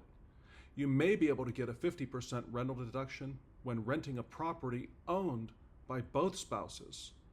And this only matters if the business itself is Schedule C, E, or F. Again, if the business is a corporation, S or C, if it's an LLC with multiple members, if it's a tax partnership, that last piece doesn't matter. When you're renting a jointly owned property, spouses, it only matters when you're renting to a sole proprietorship, whether it's a sole proprietorship on Schedule C, E, or F. Then you're probably going to get a 50% rental deduction. It really depends on state law and how it treats the particular ownership methodology, whether it's joint, whether it's tenancy by the entireties, etc. 162, ordinary and necessary. So for the Augusta Rule to work, the company that pays the rent needs to deduct the rent for tax purposes. 162 governs a business's deduction of rent and a whole bunch of other expenses. For an expense to be deductible, it has to be ordinary and necessary. Now, the courts have been very liberal in construing those words in favor of taxpayers. In other words, this is a really easy hurdle to clear, but it still does need to be documented. One of the things I found, I pulled, and you will see it online with the case law, I pulled the transcripts of the Sinopoli trial. Sinopoli was a famous Augusta Rule case that occurred about a year and a half ago, and the taxpayers lost based on substantiation, which is usually how it works with the Augusta Rule. What the IRS challenged, both in its briefs and in its memoranda, those are also online for you to look, and what the IRS pushed the taxpayers on in examination, that's where you'll see the transcript of the trial. So I pulled the transcript of the trial. I pulled the questions that the IRS lawyers asked the taxpayers, and they pushed hard on why did you have to have the meetings in your house, huh? Why couldn't they be at the gym? Why couldn't they be at the hospital where you worked? Why did the meetings have to be in the home? Now, the tax court never addressed it. I think had they done so, the taxpayers would have won, because as you're about to see, the courts are very, very forgiving, very liberal with what is ordinary and necessary. The taxpayer doesn't have to prove that meeting in the home was better or cheaper than meeting somewhere else. They just have to prove it was useful to the business, that's it. But you do have to prove it. You have to have a legitimate reason for renting the residence to the business. There must be a legitimate reason. That reason has to be documented, and that reason has to exist in fact. It can't just be fake, that you said you were going to do this and you didn't do it. But with that said, if you do that, I think your Code Section 162 issues are not likely to be a problem. It's just not a big hurdle. For example, the seminal case for 162, Welch v. Helvering, the Supreme Court ruled that necessary imposes only a minimal requirement that the expense be appropriate and helpful, because initially the IRS was very literal and they said, well, necessary. Necessary means the expense under 162 has to be ordinary and necessary. Necessary means if you don't do it, the business dies. That's one interpretation of the word necessary. And what the court said, that's not really what Congress meant. That's not how they used the word. They used the word necessary to mean appropriate and helpful. That's a very low standard. You have to rent the property, the residence, to your business, and you have to do it for a reason that is appropriate and helpful to the business. And I gave examples before of employee meetings, training people, raising money, having business meetings, having annual meetings for the company, etc. I don't think that's really very hard. In Commissioner versus Tellier, the Supreme Court reaffirmed that courts have consistently construed the term necessary as imposing only the minimal requirement that the expense be appropriate and helpful for the development of the taxpayer's business. So again, very low standard, easy threshold to meet. The various sorts of meetings, gatherings, trainings, all of them can pass this test, but you have to document it, and you have to really do it. Note, none of this says the taxpayer has to be present. I have seen Augusta Rule cases where the taxpayer's company, other employees or other shareholders or other contractors, whomever, they have a meeting at the taxpayer's residence and the taxpayer is not even present. As long as the meeting or whatever they're doing at this rented residence is legitimate as long as it's helpful and appropriate for the business. Nothing says the taxpayer actually has to be there. I don't even think that's bad optics as long as the meeting itself had significant substance to it, or whatever the activity was. The company is paying rental for the residents. Whatever activity is conducted by the company at the residence, was it appropriate and helpful? That's the only question that's really being asked. They don't ask, was the taxpayer there? They don't necessarily need to be. Again, I'm a lawyer. I don't read requirements into the code that aren't there. There's no requirement that the taxpayer needs to be present. Now, they often are, and that's fine, but it's not necessary. Ordinary. So the courts have defined ordinary, because remember, for Code Section 162, we have to show that an expense to be deductible is ordinary and necessary. And again, they've defined ordinary in a very taxpayer-friendly fashion, including some pretty weird deductions that were still considered to be ordinary. In Commissioner v. Heininger, a dentist sold dental supplies by mail and fought a fraud order from the Postmaster General. He lost, by the way. He still deducted the legal fees. And the IRS argued that fraud, and especially lost fraud cases, this is not an ordinary thing. This should not be deductible. This is highly abnormal. You can't deduct that. And the Supreme Court, came back and said, sure you can. They said ordinary in this context does not mean that the payments must be habitual or normal in the sense that the same taxpayer will have to make them often. A lawsuit affecting the safety of a business may happen once in a lifetime. The counsel fees may be so heavy that repetition is unlikely. Nonetheless, the expense is an ordinary one because we know from experience that payments for such a purpose, whether the amount is large or are common, are accepted means of defense against attack.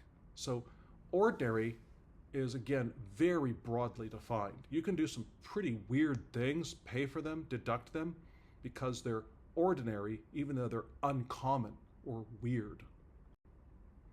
162 on rent. Taxpayers frequently pay rent for the use of space. Such deductions are routinely allowed as long as the use of the space was for a purpose helpful to the business. Once again, annual corporate meetings or quarterly, training contractors or employees, certain employee entertainment events, costs to sell to customers or the public in general, costs to raise funds. You want to host a fundraiser.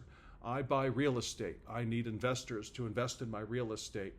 I have a meeting showing why you should invest with me, and I choose to use my home for that meeting. I choose to rent my home to the company that is raising the funds, to give an example, have all been ruled to be deductible. As such, anything that legitimately serves the purposes of the business, ordinary and necessary, useful and helpful, if a bit weird, are deductible. So we look at the underlying activity. How do we determine if paying rent for something is legit? Well, what did you use the space for? Was the use of the space ordinary and necessary? Was it helpful and appropriate? It could be weird, it's still ordinary. What did you use the space for? You have to document the actual use. You have to document why that use was helpful. Usually the notes do it. For example, most of the things I've described here either have, if you're training contractors, employees, for example, there's going to be an agenda. And there's going to be a list of who was there. That's probably enough. If you are bringing in clients to try and get more business, you would have an agenda. What did you discuss? How long did you spend on it? You want to have enough time that it's legit, right? It's a 8-hour meeting. We drank for 7 hours. That's probably not going to do it.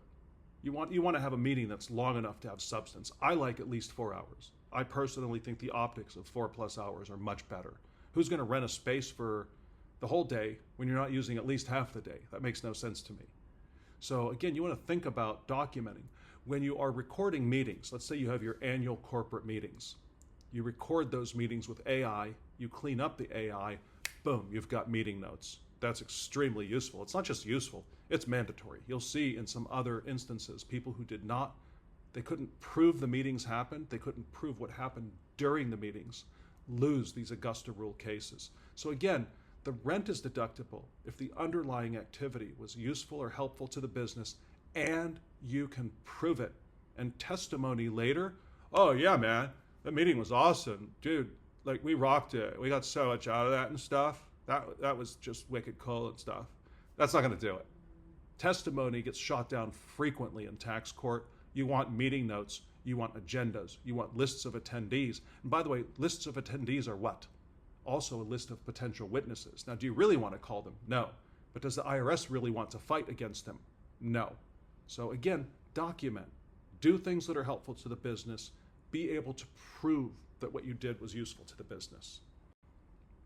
How do you lose these cases? Documentation. For example, meetings, again, must prove to have occurred. The business purpose of the meeting and the meeting must be contemporaneously documented. You're not going to like this. It means you have to document this during the meeting.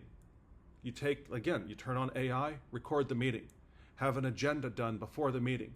Take some notes during the meeting showing that you followed the agenda, what time we got to point A, what time we got to point B, etc. Have a contemporaneous list of who showed up. Don't do it after the fact. Do not procrastinate.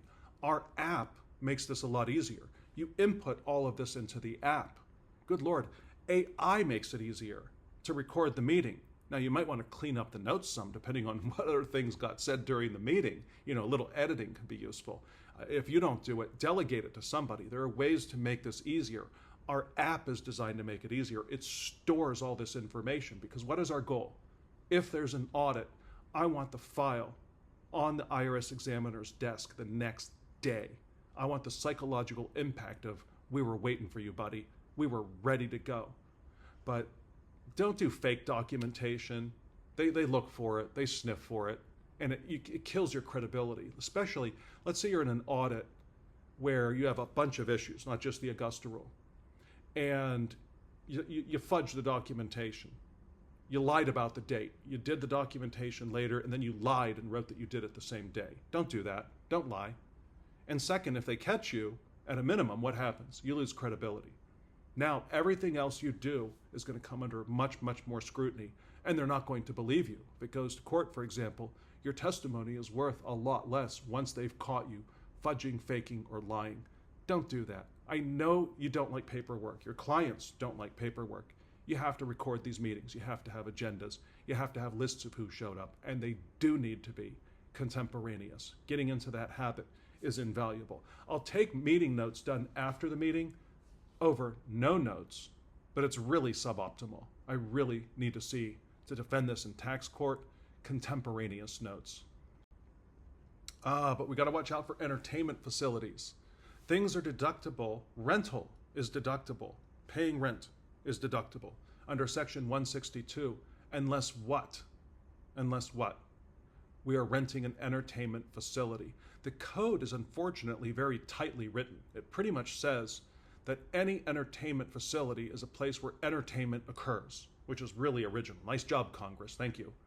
Anywhere entertainment occurs is an entertainment facility, and paying rent for an entertainment facility is non-deductible. That's what the code says. So if the courts wanted to read it very literally, they could disallow anything, right? For example, I know that when I travel, I get to deduct a hotel room for the travel. But did fun ever occur in the hotel room? Was there ever entertainment in the hotel room? If so, it's an entertainment facility. My home, I want to rent it, but did fun ever occur there? Based on the literal reading of the statute, if any fun ever occurred in my home, it's an entertainment facility. And if any business pays rent to rent my home, which is an entertainment facility because somebody had fun at some point, then they disallow the deduction. Well, no, that's an absurd interpretation. There's case law on this, and it tends to be certain types of property are considered to be per se entertainment facilities. You could pay rent all day, but it will never be deductible or almost never be deductible. And then there are some facilities that are borderline, like they're nice and bougie enough that, yeah, maybe that's an entertainment facility. Let's take a closer look and see what happens. But here's the key. The Augusta Rule 2.0 does not work if your residence is an entertainment facility. If your residence is an entertainment facility, the deduction is disallowed. And so we have to look for this, and we have to try to not become an entertainment facility.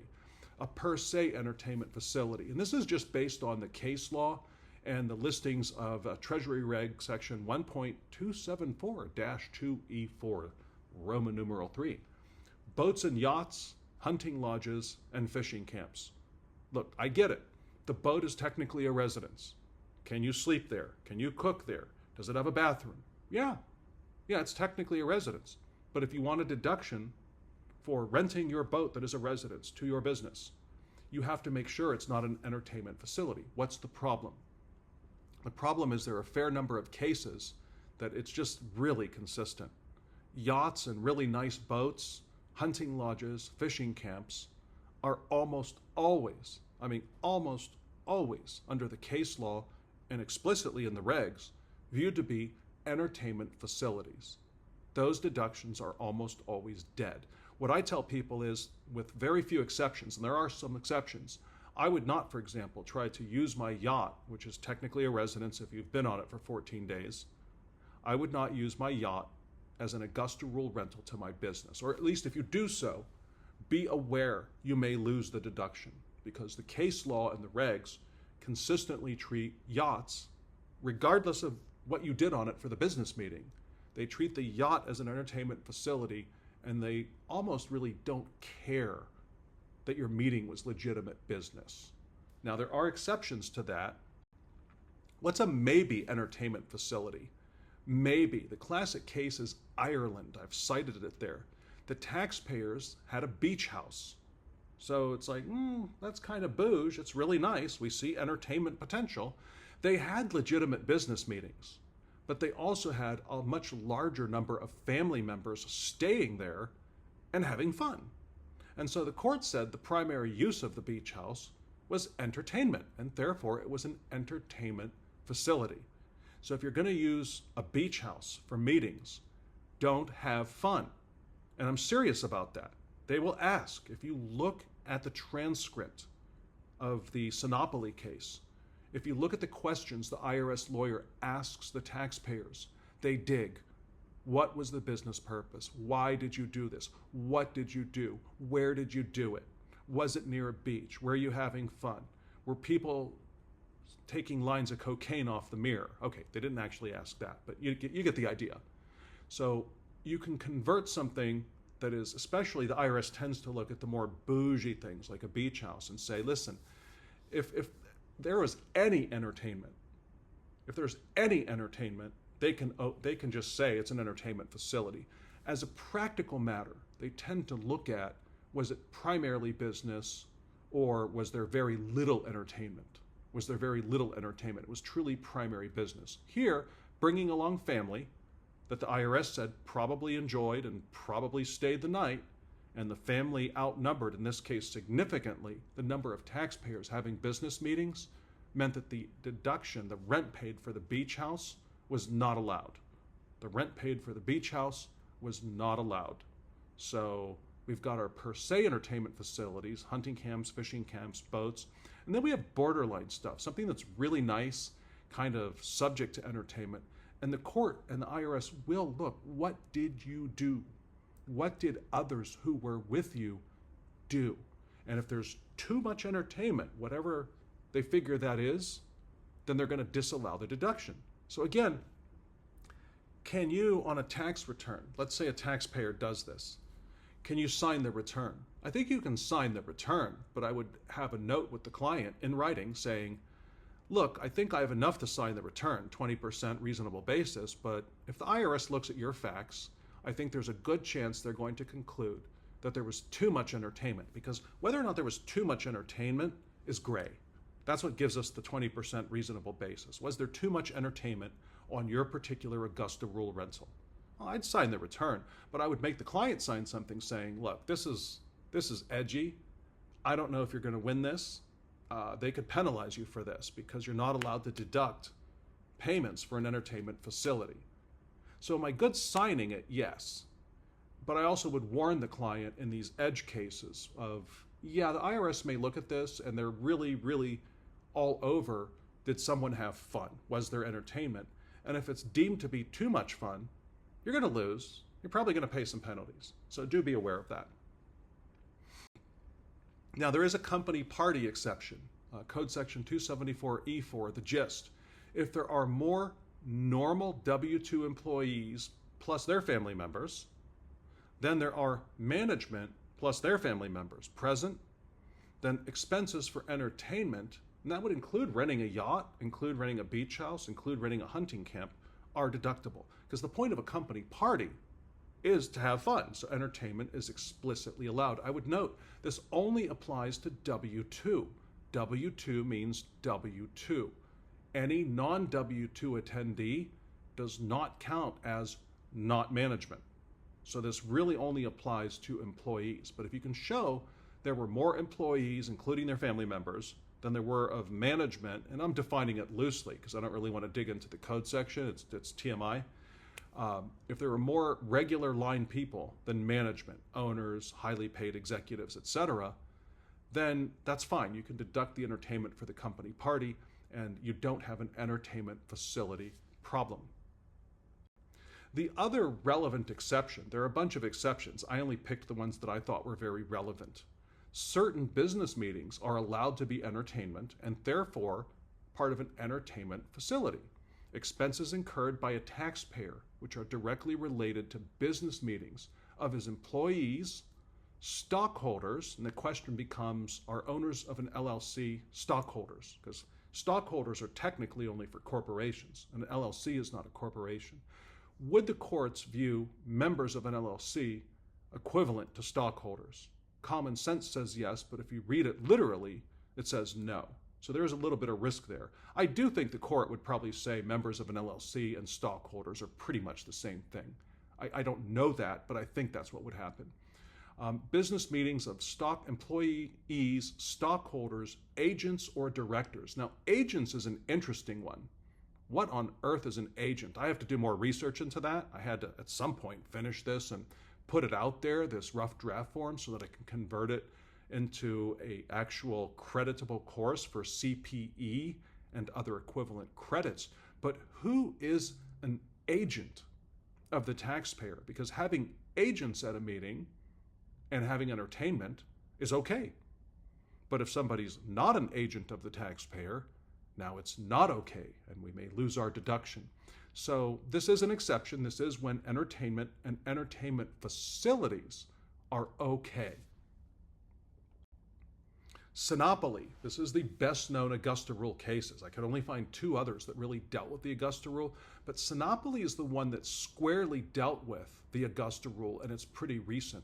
Sinopoli was a doctor, and the Sinopoli case was actually 3 different doctors in the same practice, and it was consolidated into one case for efficiency purposes. So there were actually 2 other doctors involved.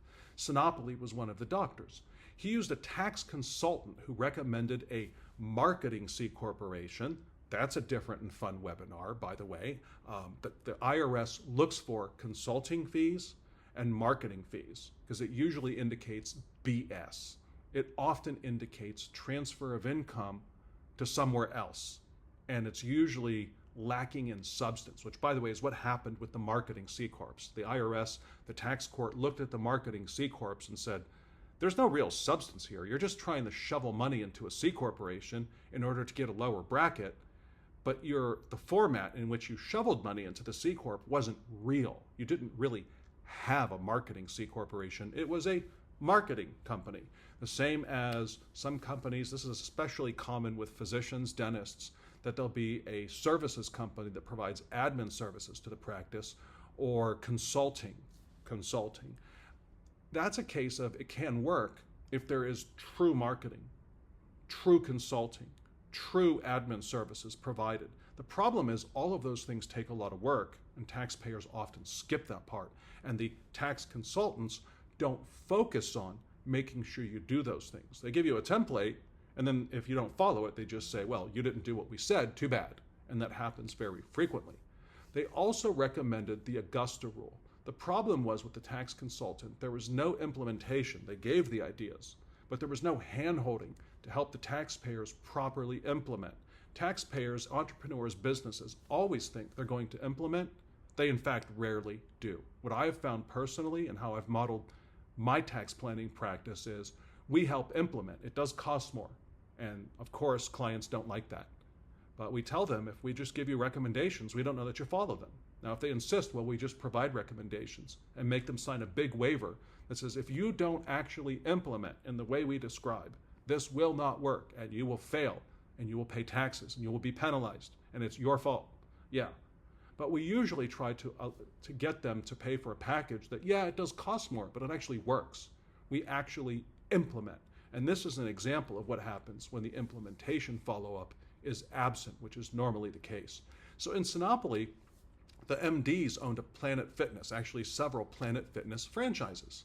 And in the beginning, they used to have meetings at the hospital where they worked or at the franchises.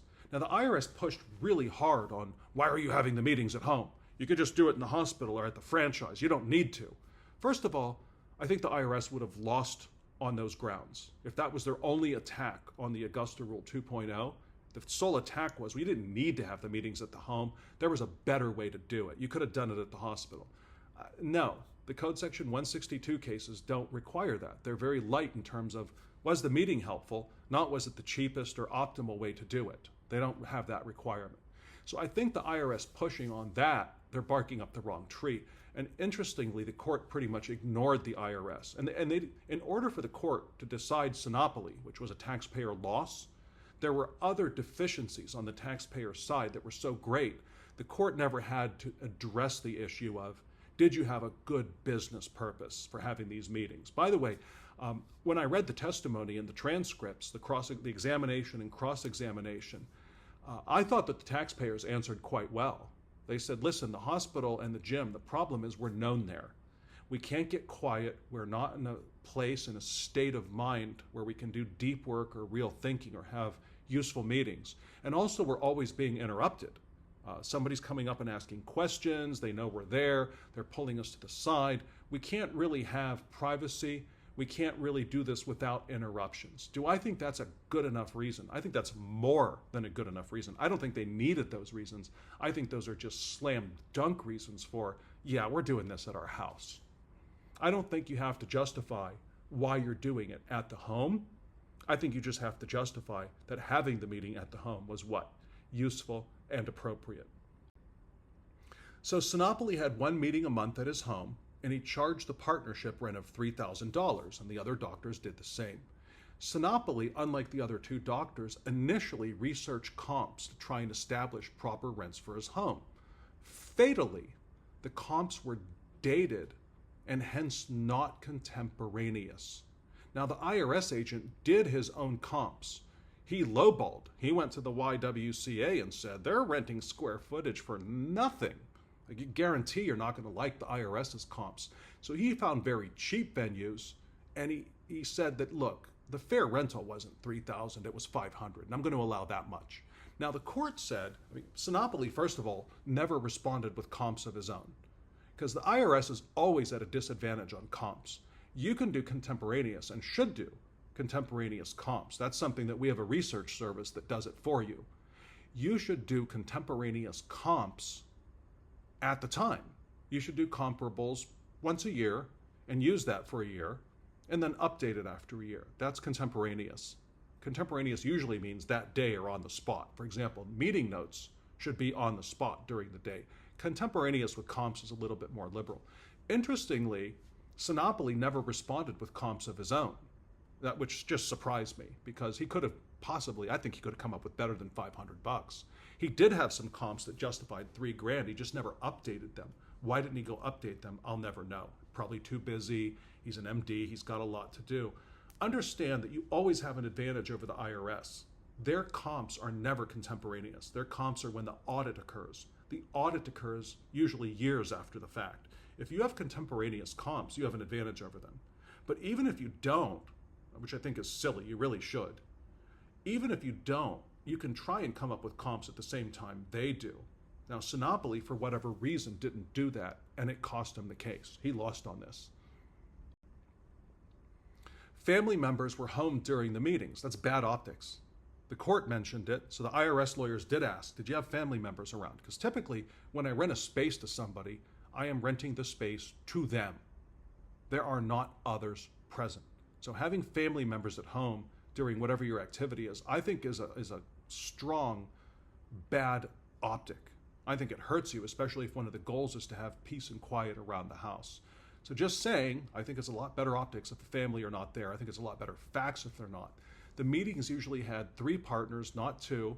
They did save driving time and hotel costs, so that was another reason that they wanted to have the meetings at the homes.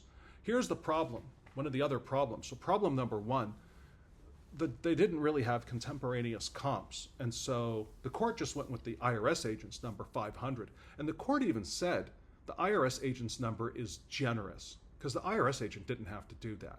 He could have just said, your comps are not current, and therefore I'm giving you 0 deduction.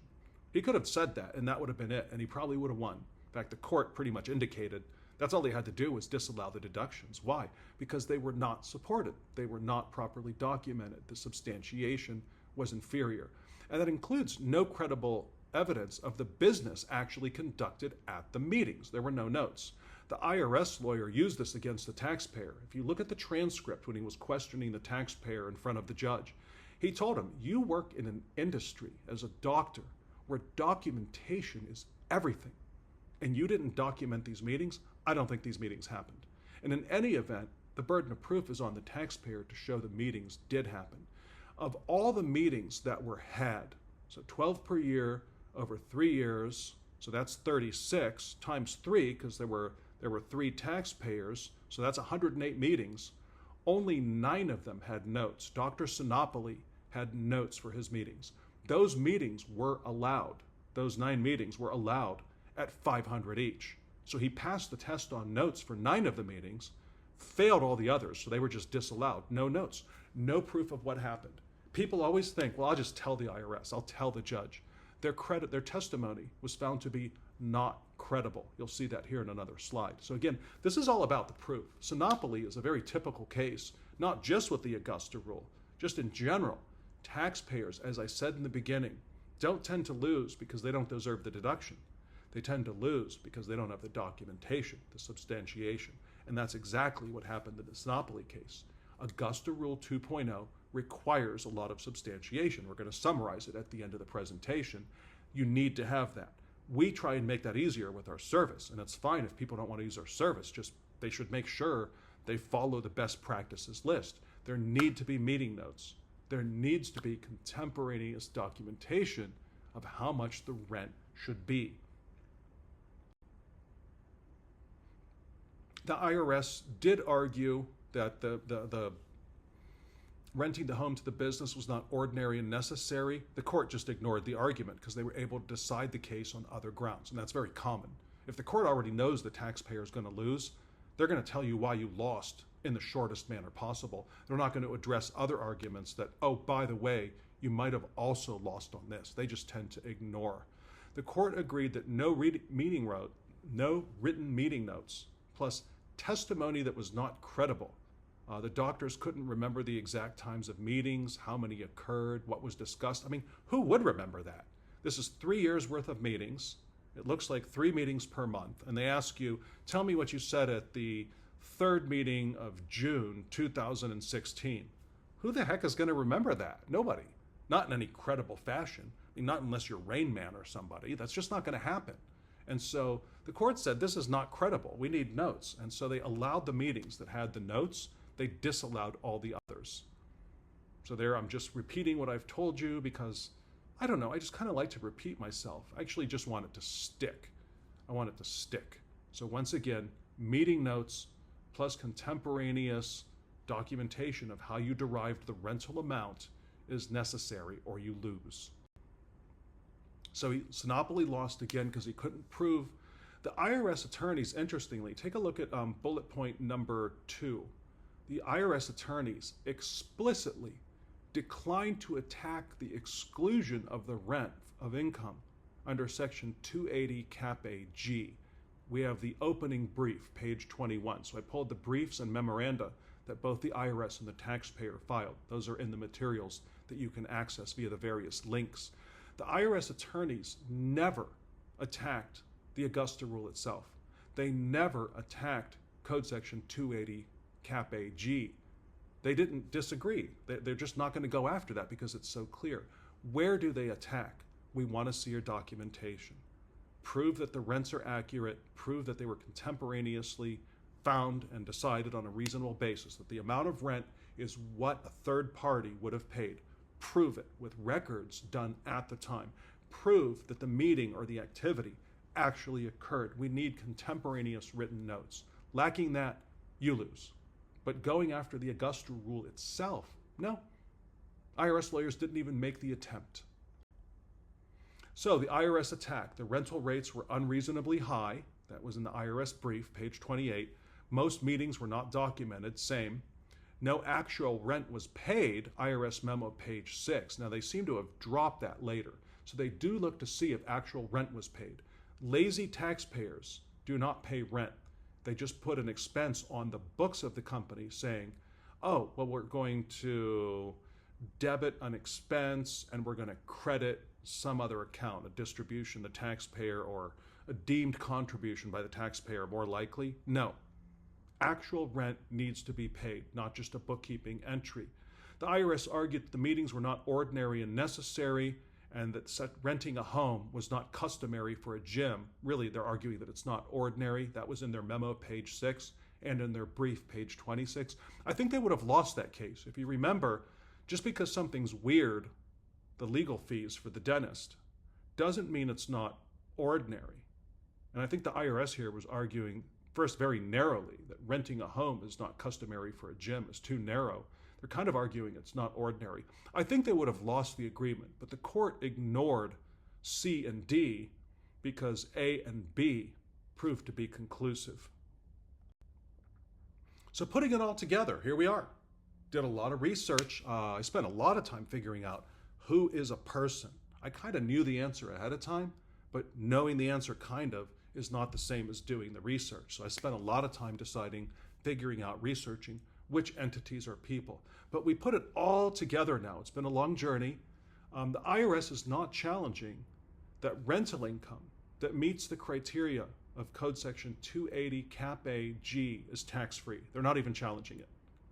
A sole proprietor, including a single member LLC that is taxed as a sole proprietorship, may not rent from himself. He may be able to rent from his spouse, but it's bad optics. C corporations, S corporations, and tax partnerships may rent from owners, or to owners for that matter. They may rent from owners. Spousal partnerships, in other words, spouses that file partnership tax returns, should be able to rent to the business from the spousal owners, but it's bad optics, and the law is a little bit unclear because it is from state to state. Now, I think it'll be pretty consistent across most state lines, but it would require research and so on, so it is a little bit muddled. The IRS and the courts permit related person rentals, but they take a very close look at them, a very close look. Go back to the Feldman case. That's what it was all about, and what really all of these cases, including Sinopoli, have been about. Courts examine whether payments are truly for the space rental and not for something else. Now, how do we prove that payments were truly for a rental? First, we have a lease with realistic terms, arm's length. We have that in our app, an automatic lease that auto-generates.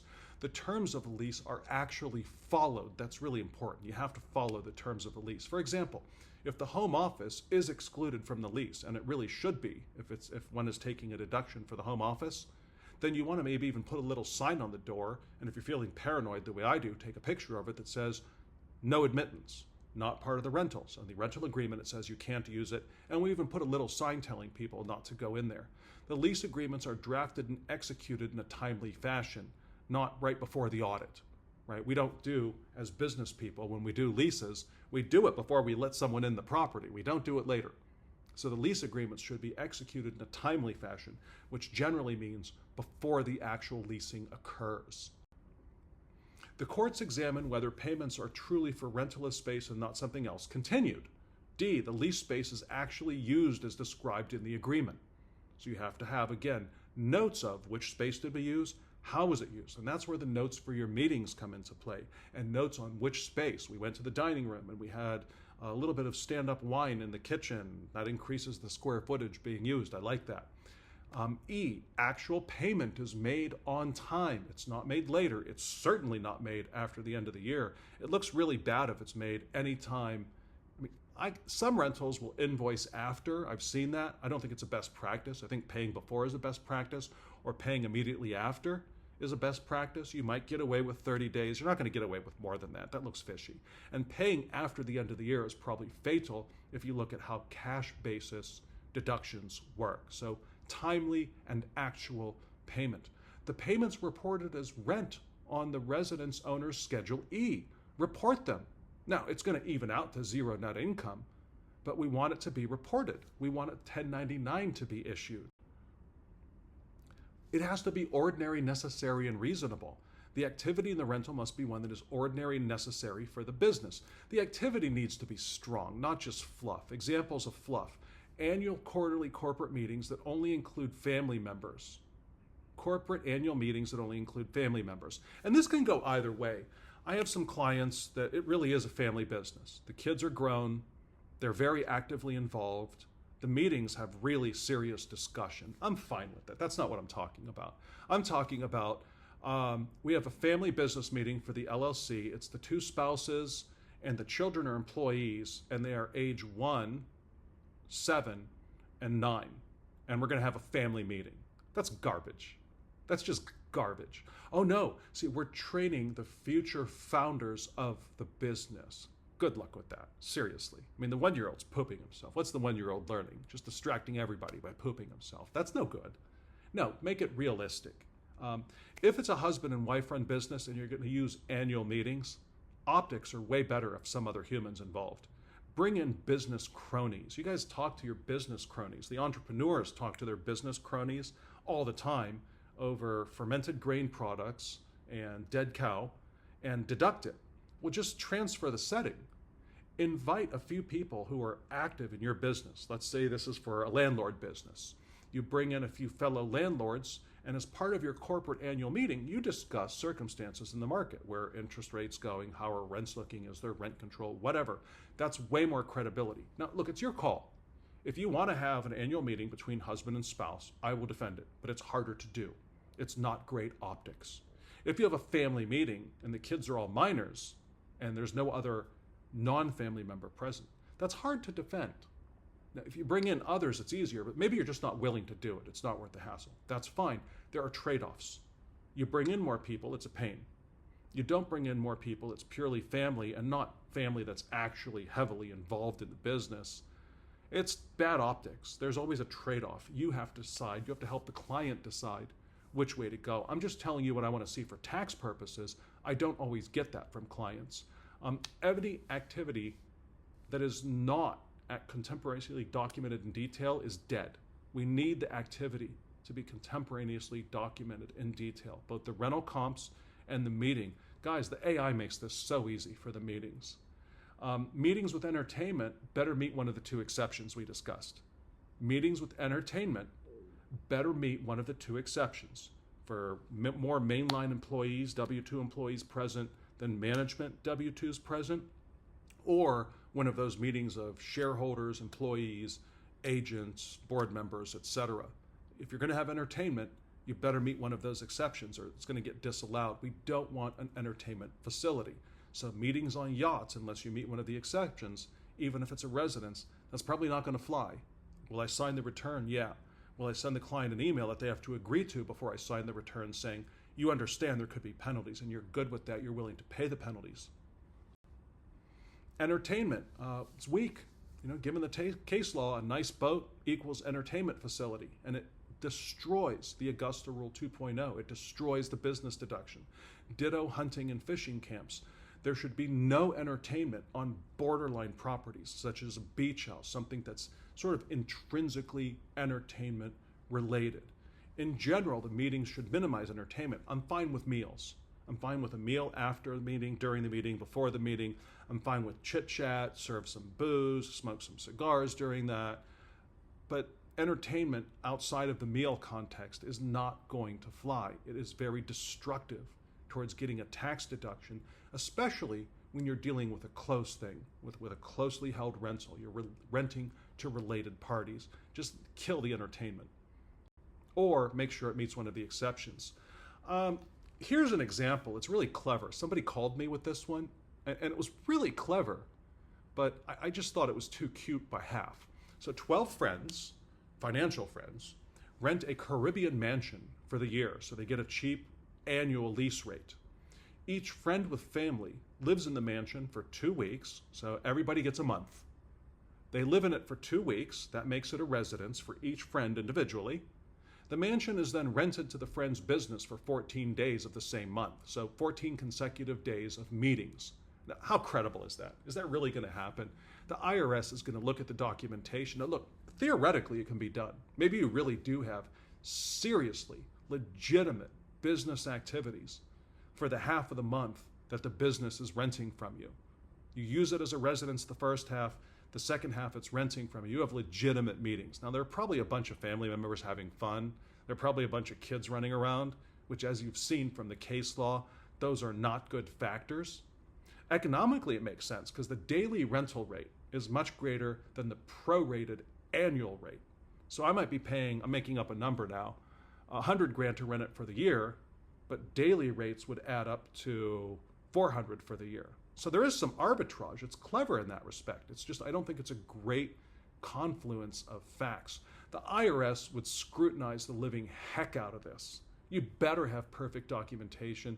You better have real substance to it. Again, this is kind of like the art donations where people go buy a bunch of art from one guy and then donate it to somebody 2 years later, and they just keep doing it over and over and over.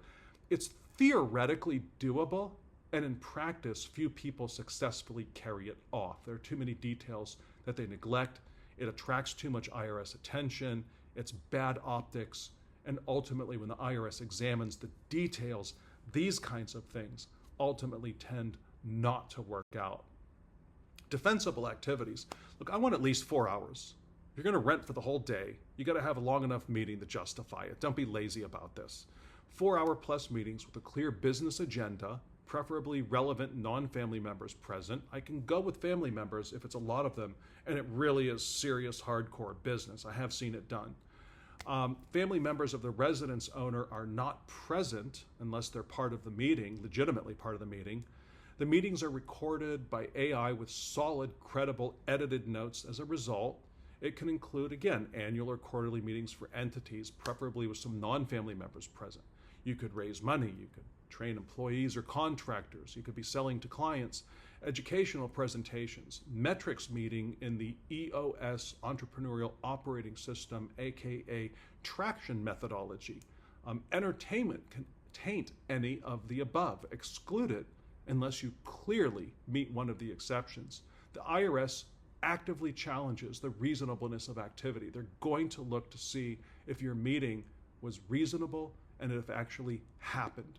It needs to be reasonable. It needs to actually happen. Reasonable rent. You have to determine rental rates annually. Yes, annually. That means contemporaneous. So we don't exclude, make sure to exclude rental of personal property. For example, if you're using a hotel for comparables and part of their rent includes screens and microphones and all this personal property, you probably want to adjust the hotel's rent downwards as a comparable to exclude that personal property. You want to document the square footage of both the comparables and the square footage of the residence, as well as the square footage that is actually used. You want to document the use of those areas, usually as part of your AI recording. This is how the IRS wins right here. They challenge weak comps. And by the way, in the Sinopoli case, again, the auditor was kind of a nice guy. He allowed $500. He didn't have to. He could have simply said, you taxpayer, Sinopoli, you did not carry the burden of proof. You did not contemporaneously document rental rates. I'm just disallowing all of it. Have a nice day. He could have done that. He chose to allow some. Last but not least, this is hard to get right? If you look at everything we've covered, there's a lot of substantiation which business owners, taxpayers hate. There's a lot of homework to be done. Some of you may justifiably conclude that at least for some clients, the Augusta Rule isn't worth it. The rates are too low, the work is too much. Now, our goal with our app and our service is by researching, we do provide higher rates than you would get by just looking at, say, Airbnbs, so there's more to be saved. And we also automate an awful lot of the work, especially after that first time. The first time when you're dealing with the lease agreement and you're documenting the square footage used, etc. That first time is always the pain, just like with any learning curve. After that, it gets a lot easier. So we help with the documentation, the eligible uses. We do a lot of education. We do a lot of Q&A. We have FAQs because some of you come up with some interesting questions. Most taxpayers get it wrong. We help you get it right, cheaper, easier, faster. The hoops are made easy if you look at the AugustaRule.com. Last but not least, provide me feedback. Tell me how to make this better. What am I missing? Do you think something I put in there was incorrect? Please do provide feedback. This is a rough draft for what will become educational credits for professionals. This is John Hyre, thanking you for your time, your patience. I hope you learned a bunch. I hope that we help you help your clients keep what they earn. Take care.